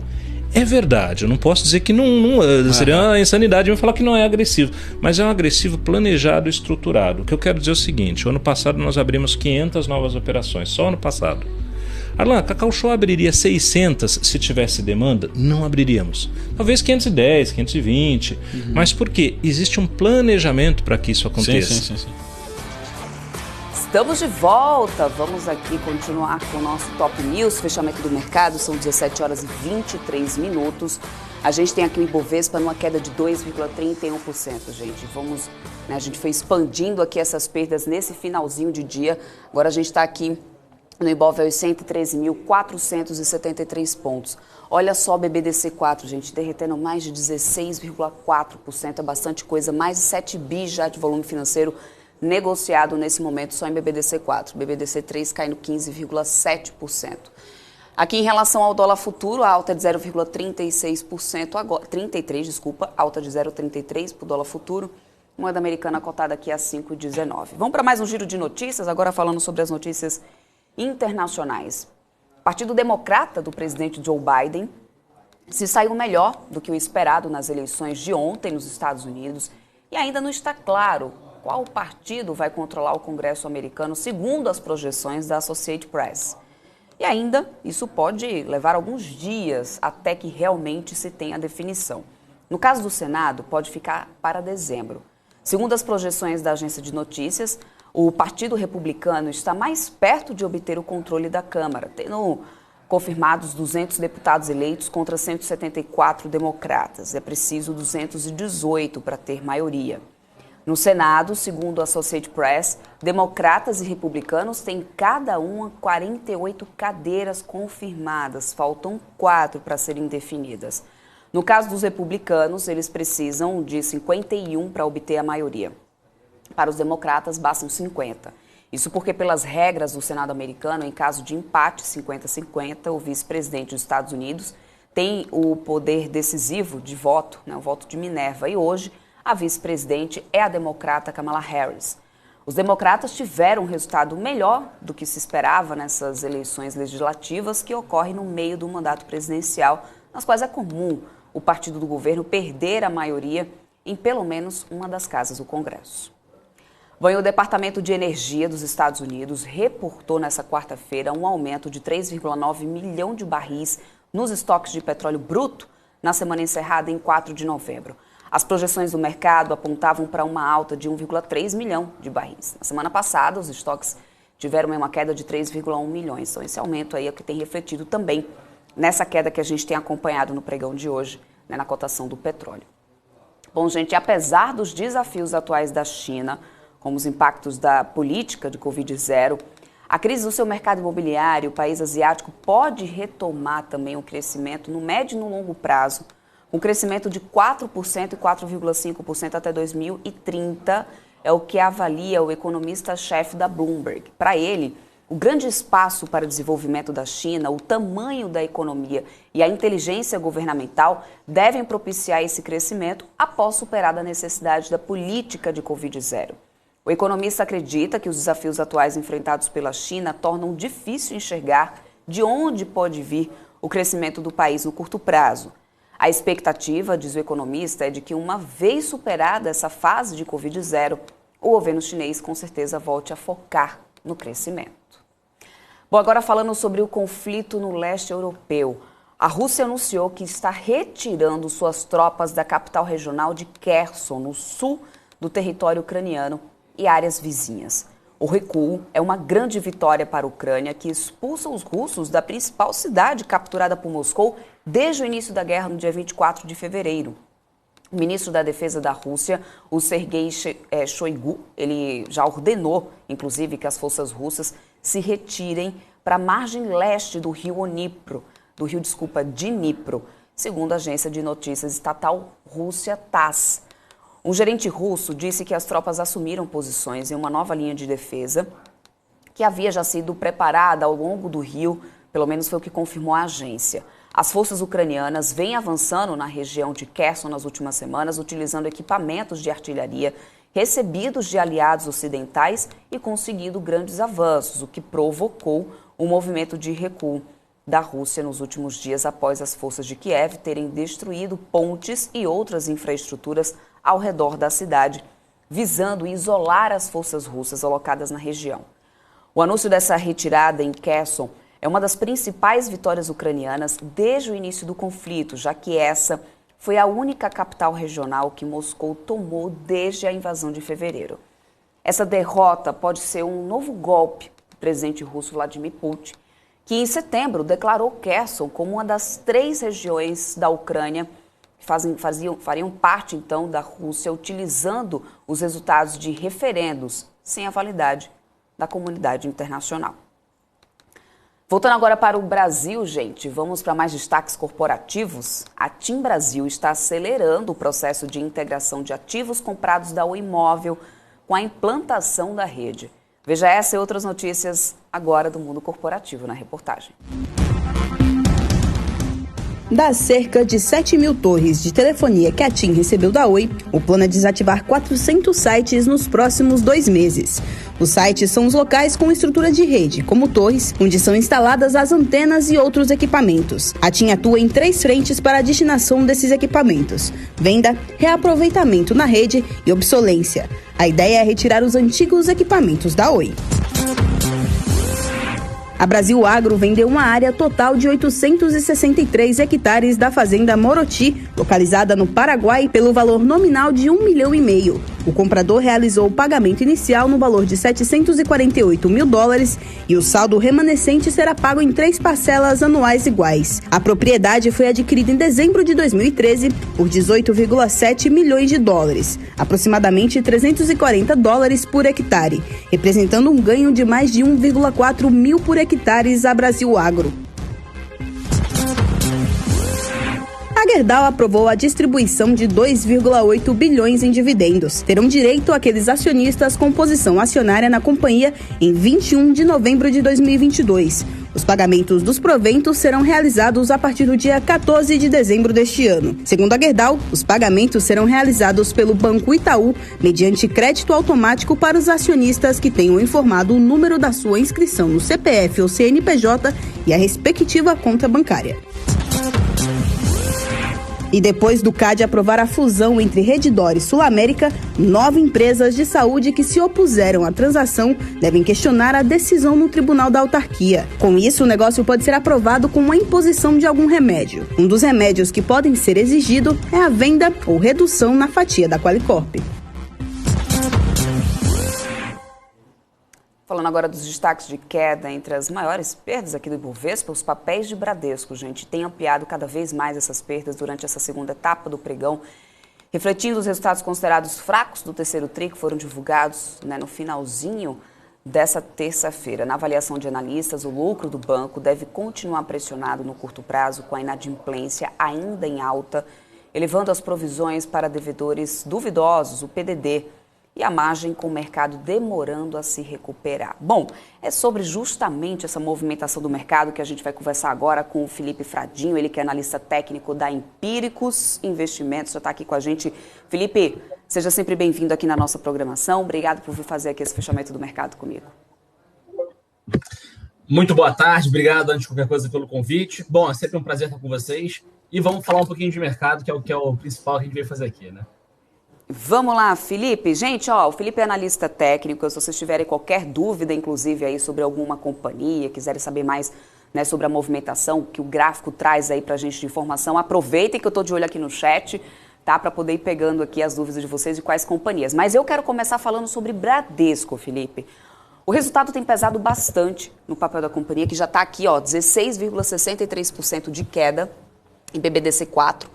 BBDC3 também caindo bastante, aí 15,44%. BBDC4, agora aqui o papel está a R$ 15,49. A gente teve redução de recomendação, inclusive, por parte do BTG.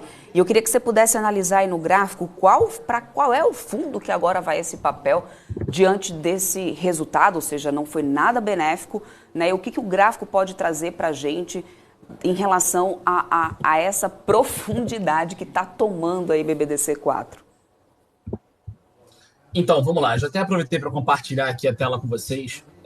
O BBDC4 realmente foi uma surpresa ver tão abaixo da expectativa esse resultado, né? A gente tinha aí já uma expectativa de baixa para a cotação do ativo, de baixa no resultado trimestral, mas não tão que não deixasse tanto a desejar como deixou, né? BBDC4, então, a gente vê que o ativo já vinha com viés mais baixista, com topos e fundos decrescentes, e no dia de hoje rompeu não só a margem inferior desse canalzinho de baixa, como também a sua projeção, né? Logo na abertura a gente conseguiu identificar uma queda aí de aproximadamente uns 8%, 9%, logo na abertura, e para quem, né, eu sempre falo isso, né?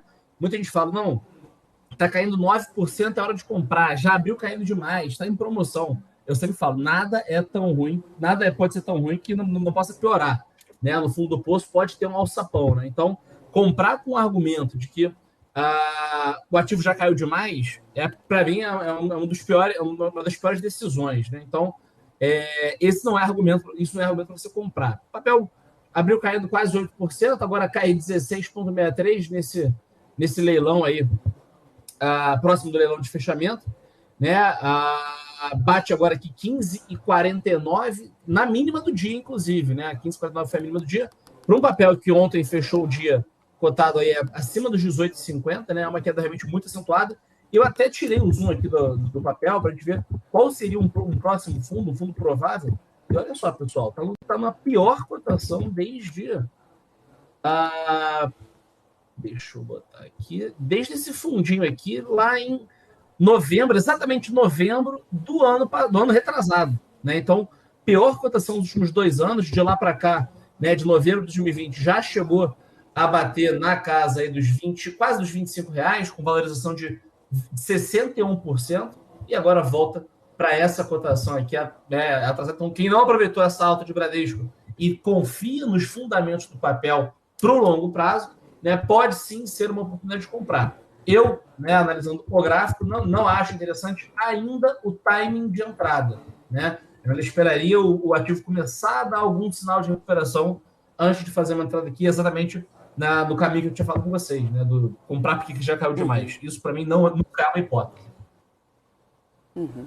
Olhando agora para as altas aqui do dia, a gente tem Pets subindo 8,46%.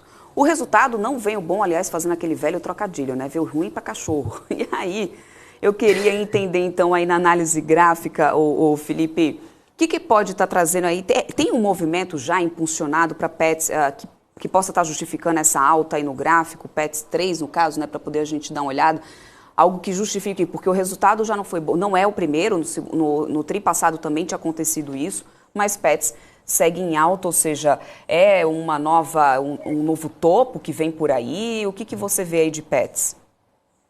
Então, perfeito. Antes, só para te responder, eu acabei não te respondendo em qual seria o próximo fundo para a Bradescom. Tá. Né? A gente tem aqui a região dos R$15, 14,90 também é um patamar importante.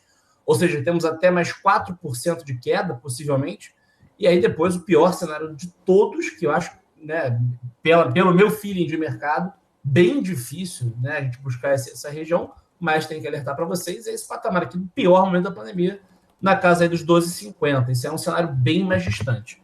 Mas voltando para Pets, né? Vamos lá então, Pets. A Pets, a gente já vem vendo, né, há bastante tempo o papel realizando, né? E não foi diferente ao longo dessa semana. Na segunda-feira, o mercado observou uma queda de Pets de 3,76%, e no dia de ontem, uma queda de 6,21%. Inclusive, Pets, no dia de ontem, dentre os ativos do Ibovespa, foi a maior queda. Tá? A maior queda do Ibovespa foi Pets no dia de ontem. Então, essa alta hoje de 8,5%, do meu ponto de vista, né, é o mercado explicando, olha, o resultado veio ruim, porém não veio tão ruim quanto era esperado. Né? A gente já conseguia ver nos últimos 30 dias, aí, desde o dia 7 de outubro, uma queda muito expressiva no papel, né? Do dia 7 até o dia 26, o papel chegou a cair 27,5%. Deu uma pequena recuperada dessa queda no finalzinho do mês passado e início desse mês, e depois começou a operar mais congestionado. A leitura para esse movimento de hoje é exatamente isso que eu falei. Né? O mercado precificou um resultado muito abaixo em relação ao resultado anterior, e o resultado não veio tão horripilante assim, vamos dizer assim. Né? Então, do meu ponto de vista, é um resultado ruim, porém, menos pior do que o esperado, faz com que o ativo recupere parte das perdas, agora chega a subir mais de 9%, 9,07%, inclusive na máxima do dia, nesse momento, em 8,94%. Quando a gente observa aqui o gráfico semanal, o papel ainda cai, mesmo com essa alta de 9% agora, caiu 1,11%. No mês, o papel sobe 2%, e no ano, a queda acumulada de Pets é de 45,5%. Então, essa alta aqui, pessoal, perto do que a gente já viu ao desenrolar desde o início do ano, não é nada demais. Né? O outro detalhe que eu acho importante até a gente frisar aqui é esse padrão gráfico aqui. Né? O grafista sempre, né, utiliza, né, as ferramentas para tentar explicar um comportamento. A gente via assim um canalzinho de alta, né, com esses dois topos, esses vários fundos nessa região anterior, o canalzinho de alta formado do início de junho até a primeira quinzena de outubro, né? Depois foi rompido esse canal, e aí eu sempre traço uma projeção do canal para o lado que rompeu. No caso, rompeu para baixo, rompeu essa minha LTA, essa linha de tendência de alta, e quando você projeta para baixo essa amplitude de canal, olha o que a gente vê aqui. A gente vê exatamente o fundo, né, no final do mês passado, a mínima do mês passado, de outubro, e também a mínima do dia de hoje nessa região. Outro ponto importante, né, aproveitando aí, já que o PET está dando tantos argumentos para a gente, argumentos operacionais, é esse padrão aqui, muito conhecido para quem opera gráfico, que é o fundo duplo, que pode ser entendido como um possível padrão de reversão de tendência de queda para alta. Né? A gente vê que faz sim um fundo nessa região muito bem desenhado, veio fazer essa semana também um outro fundo, e rompendo essa máxima do topo intermediário, que está lá em 9,21, tudo leva a crer que vai buscar essa amplitude dos fundos até o topo intermediário, que vem a ser, né, já dei aqui um Ctrl+C, Ctrl+V nesse retângulo, que vem a ser nos 10,80. Atenção, 10,80 não é um patamar qualquer, 10,80 é um patamar, sim, que a gente viu vários topos, várias máximas flertarem com essa região. Além disso, 30 centavinhos para cima, a gente tem média de 200, que também foi outro patamar de topos, e também a margem superior dessa projeção, ou margem inferior desse canal de alta anterior. PETs com várias possibilidades nesse momento, inclusive pela minha leitura, mais possibilidades de alta, mais possibilidades de recuperação do que de queda aí para o curto e médio prazo. Perfeito, Felipe. Ótima análise mesmo. Agora vamos falar aqui dos pedidos do pessoal do chat. Tem o Sérgio Grossi, ele que está pedindo para falar sobre VEG. VEG que semanas para trás, né, brilhou no pregão depois do resultado divulgado, vindo aí um pouco acima das expectativas do mercado. É um gráfico mais bonito de se ver, né, o Felipe? Com certeza. Não, eu sempre brinco com o VEG, né? O VEG está praticamente todos os meses, praticamente em alguma semana eu seleciono um ativo para a nossa carteira semanal, né? Até acabou que estava salvo no gráfico, né? Uma operação que a gente fez aqui de swing trade, que acabou dando 11,08% nas últimas semanas. Até vou apagar aqui para limpar. A minha entrada foi aqui nesse rompimento de topo. Até vou limpar aqui a minha tela para não poluir. Bom, e VEG, quando a gente olha, eu sempre tiro o zoom total de VEG para mostrar o gráfico do ativo, né? Então, se alguém tem alguma dúvida sobre VEG, né, não tem por que ter dúvida, né? O papel realmente tem um gráfico totalmente ascendente em todos os períodos, inclusive, pessoal, a gente viu aqui no ano passado o papel perder muito valor, né? A VEG chegou a ser negociada aqui na casa dos R$45, né? R$45,70, e nesse ano chegou a bater na mínima aqui nos 22, chegou a perder 50% do seu valor de mercado. No médio prazo, a gente observa também, né, observando o ano passado inteiro até o atual momento, a gente vê um belo canal de baixa, né, que chegou a ser rompido, mas logo já fez aqui né, a gente chama de ombro, cabeça, ombro invertido, né, um viés de recuperação, e o pessoal não parou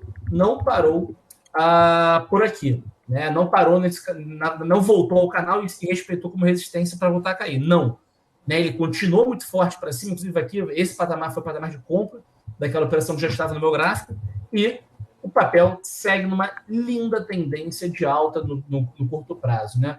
E outra coisa, pessoal, muito cuidado, o papel está bem esticado, a gente pode ver que nos últimos meses, né, respectivamente, o papel subiu em junho 4,4%, julho 6,5%, agosto subiu só 0,89%, setembro subiu 13,75%, outubro subiu 25,3%, e no mês atual, agora ameniza aí as perdas dessa primeira semana, né? Num caráter mais de lateralização. Nesse exato momento, VEG, tá? No timing atual, eu não entro. Por quê? As mínimas foram próximas da abertura, o papel ensaiou recuperação aqui no dia 4 e perdeu parte dos ganhos até o fechamento. No dia 7, na segunda-feira agora, foi praticamente um replay do dia anterior, na sexta-feira. Na terça-feira ontem, fez uma estrela cadente, que a gente chama de padrão de possível sinal de topo, né, em que o papel abre, renova as máximas e depois perde tudo no intraday e na hora de fechar recupera um pouquinho, né? Também mais um sinal de topo, né? Então a gente tem aqui 2 martelos invertidos, uma estrela cadente e agora mais um martelo invertido, inclusive é o melhor martelo, que é o martelo de queda, né? Que o ativo fecha abaixo, né? Do que a abertura, né? Do que ele abriu. Então essa região aqui de 40, 40 e 20 é uma região, 40 e 15, é uma regiãozinha que está sendo testada há bastante tempo já como suporte. Pode ser que o papel, né, realize parte dos ganhos, né, e volte para os 38,10, 38, perdendo 5%, mas sem sombra de dúvida. A leitura do papel segue sendo de alta. Um patamar que eu já gostaria de entrar em VEG, tá? É regredindo a esse meu segmento em amarelo aqui e também a média de 21. Próximo dos 38,40, 38,50 eu já faria uma entrada. Ah, Frade, mas e se voltar aqui para baixo do canal? Se voltar para o canal de alta e tocar nessa região de suporte, aqui em 33,40, 33,50, eu também faço uma compra por ser uma região de resistência que foi rompida, logo ela vira uma região de suporte na sequência. Então, eu faço preço médio em VEG porque confio no papel, a tendência é de alta, os fundamentos da empresa são maravilhosos, é uma empresa que tem uma governança corporativa, né, exemplar, os fundamentalistas amam também, enfim, não tem motivos para ficar de fora de VEG. Só não entraria nesse exato momento no ativo. Um outro pedido aqui do pessoal para BRF. A gente sabe que aqui na questão também do setor de frigoríficos, a gente acaba tendo bastante impacto também do câmbio. Mas o Sérgio quer ver, na verdade, BRF agora, viu, o Felipe? Então, vamos lá, então. BR Foods, então, a gente já está aqui no nosso gráfico, né? A gente vê que o papel vinha também operando aqui com topos decrescentes, montando um canal de baixa, né? Que foi rompido também. E a gente consegue projetar para baixo, olha aqui que beleza, mais um teste praticamente perfeito, a região da projeção, né? O papel volta para as médias de 200, porém, diferentemente de VEG, ele não consegue romper esse canal de alta e voltar para cima, não. Ele rompeu, voltou para dentro do canal, mas já voltou para baixo dessa projeção, inclusive tudo leva a crer que BR Foods bate aqui no fundo do mês passado, né, no fundo de outubro, que foi na região de 11,92, está flertando hoje com o suporte dos R$12, do 12 bola-bola, que a gente chama, o número redondo sempre costuma travar, para depois, quem sabe, testar a mínima aí do ano. Né? A mínima do ano foi no dia 9 de maio, lá em 11,71.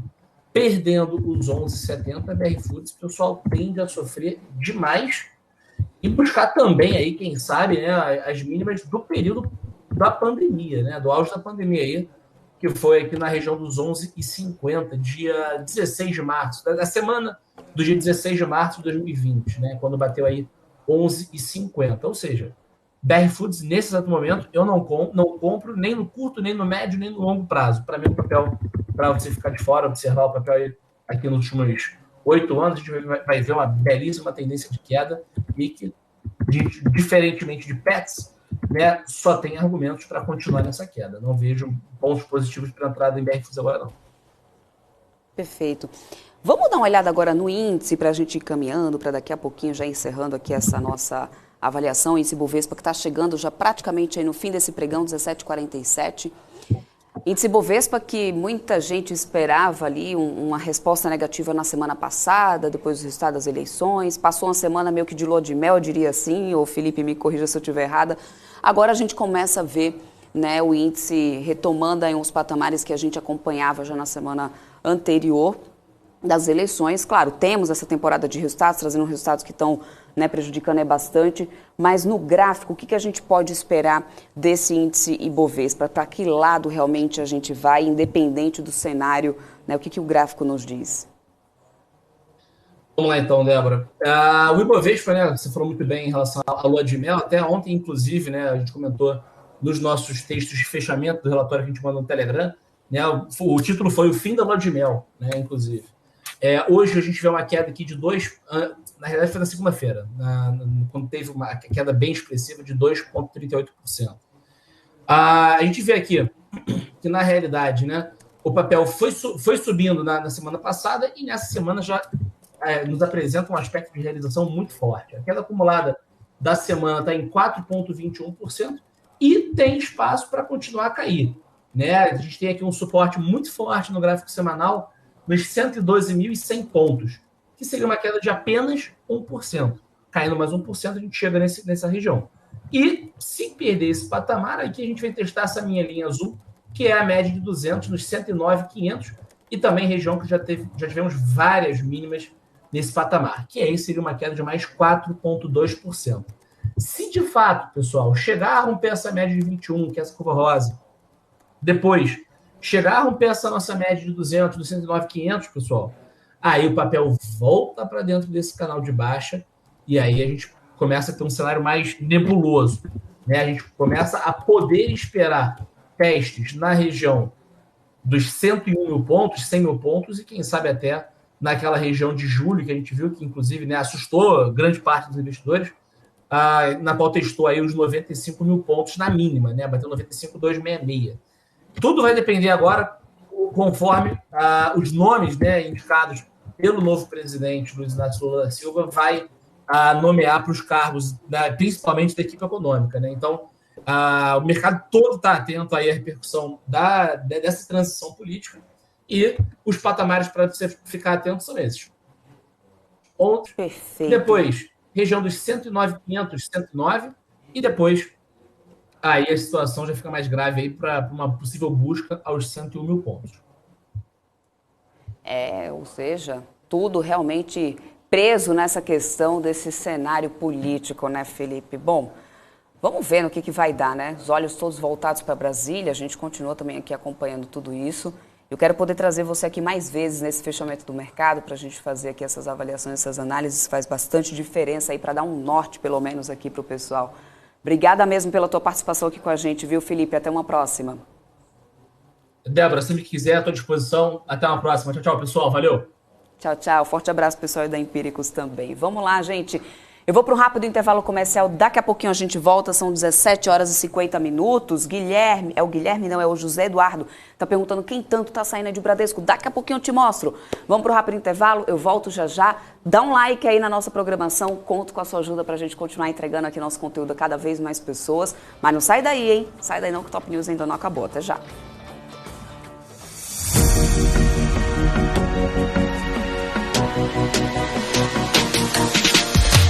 BMC News, informação que gera valor.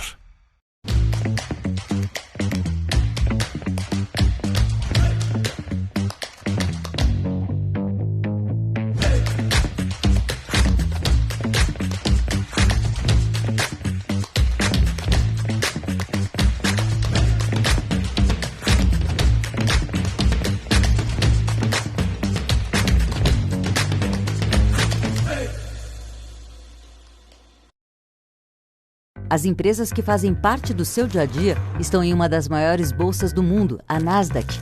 E a boa notícia é que você pode investir nessas empresas diretamente pela Avenue, sua corretora nos Estados Unidos. Com os dados das ações dos Estados Unidos fornecidos pela Nasdaq em tempo real, o cliente Avenue pode acessar diretamente as maiores bolsas do mercado americano. Entre neste mercado de tecnologia e inovação. Acesse avenue.com.br/Nasdaq e seja bem-vindo ao mercado global.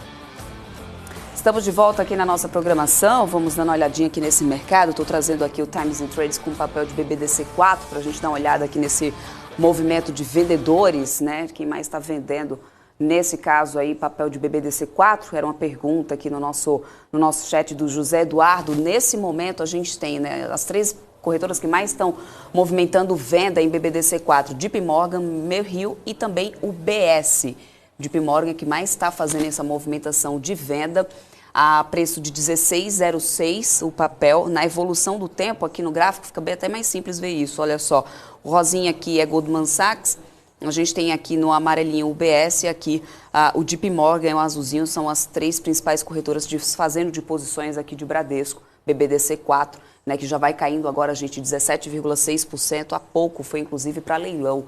E permanece aprofundando perdas. A queda agora do Ibovespa é de 2,34%. A gente tem o Ibov aqui aos 113.447 pontos nesse finalzinho já de pregão. A Qualicorp também caindo bastante, caindo 14,73%. Também teve resultado sendo divulgado. Arezzo é mais um papel que também teve resultado, está caindo aqui 4,64%. Pets segue subindo 9,19% depois de resultado. Gerdau, que anunciou aí dividendos, sobe agora nesse finalzinho de pregão 4,33%. TOTS também segue subindo. TOTS, que teve bom resultado sendo divulgado, vem respondendo bem desde então. Né? Então, a gente tem também BB Seguridade aqui em alta de 3,13%. Lembrando que a gente também teve resultado de BB Seguridade essa semana. No fechamento do mercado, teremos resultado hoje de Banco do Brasil, entre outros, né? Ou seja, vai ser mais um bancão aí a divulgar resultado. Vamos ver qual que vai ser essa de Banco do Brasil, se vai seguir essa mesma linha do que a gente tem visto em relação a Santander, Bradesco, ainda vai vir Itaú também, com resultados para serem divulgados. No dólar futuro, a gente tem uma alta agora de 0,75%, moeda americana voltando a ser negociada acima dos 5,20, 5,21 agora nesse momento, tá, gente? Em relação aos Estados Unidos, olha só, Estados Unidos a gente tem todas as bolsas em queda, a aversão ao risco ampliando bastante, né? Por lá a gente tem Nasdaq agora caindo 2,42%, S&P 500 2,05% de queda, Dow Jones caindo 1,9%. Pessoal que está pedindo para poder dar uma olhada também em BBDC3. Eduardo, vou trazer aqui o Times in Trades para a gente dar uma olhada em BBDC3. Mais cedo aqui no início da nossa programação também mostrava para vocês, olha só. BBDC3, quem mais está vendendo aqui? XP, depois UBS Genial.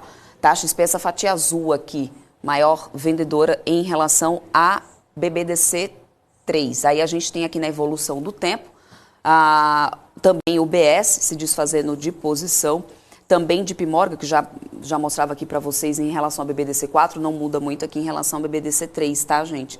Mas maior vendedor aqui, as corretoras que mais estão se desfazendo de posição. Ativo acaba de ir para leilão novamente, olha só, tá aqui essa linhazinha azul, é quando o ativo vai para leilão.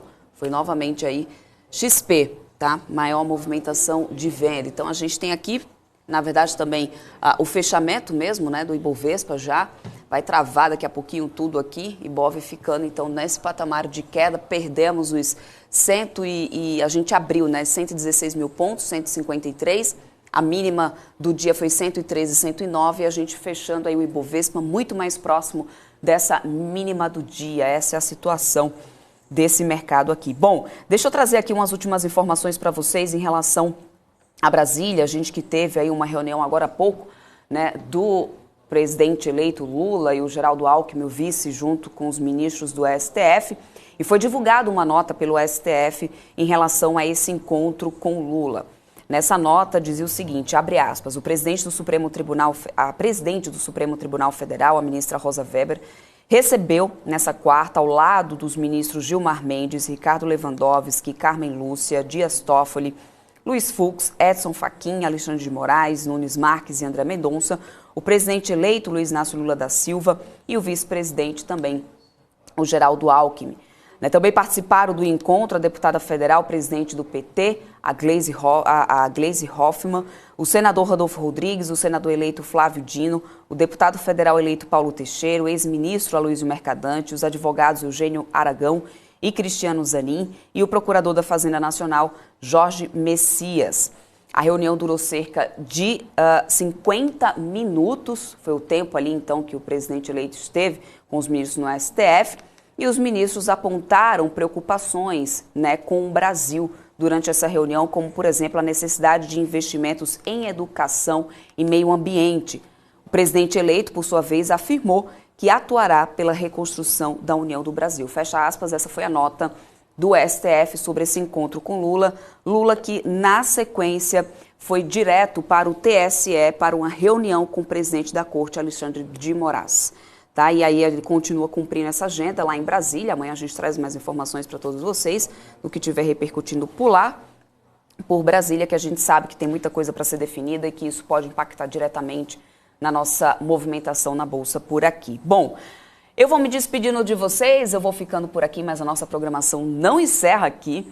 A gente ainda tem Sara Cash vindo aí na sequência, o senhor Marcos Saravalli e o Alex André, eles vão conversar com Arlan Roque, gerente executivo de expansão da Cacau Show. Olha que delícia de papo que vai ser nessa conversa aí no Sara Cash. Então, tá imperdível, é uma ótima oportunidade para conhecer mais aí sobre a companhia, Permaneça aqui com a gente na nossa programação, porque ainda tem muita coisa para vir por aqui. Eu, a partir de amanhã, de volta aqui com vocês. Desculpa, não, gente, a partir de amanhã não. Deixa eu trazer uma outra informação aqui para vocês. Amanhã eu não estarei aqui ao vivo, porque eu estou indo ali para Florianópolis. Vou carregar, inclusive, o Gabriel Monteiro junto. A gente vai fazer uma cobertura especial do maior encontro de traders aqui do Brasil, que vai acontecer lá em Florianópolis. Na sexta-feira, a gente vai estar ao vivo na programação, direto lá de Florianópolis, trazendo aí tudo que estiver acontecendo nesse encontro por lá, todas as novidades, quais serão as discussões, quais serão os temas abordados. Ano passado, a BMC News já teve na cobertura aí desse encontro. Esse ano é a 7ª edição do encontro. E a gente vai estar lá, a BMC News vai estar lá acompanhando tudo isso de perto. Então, sexta-feira eu estou de volta aqui ao vivo com todos vocês. E aí amanhã, claro, você continua na nossa programação ao vivo, mas por hoje não acabou. Como eu disse, Sara Cash agora chegando por aí. Até mais, pessoal. Tchau, tchau.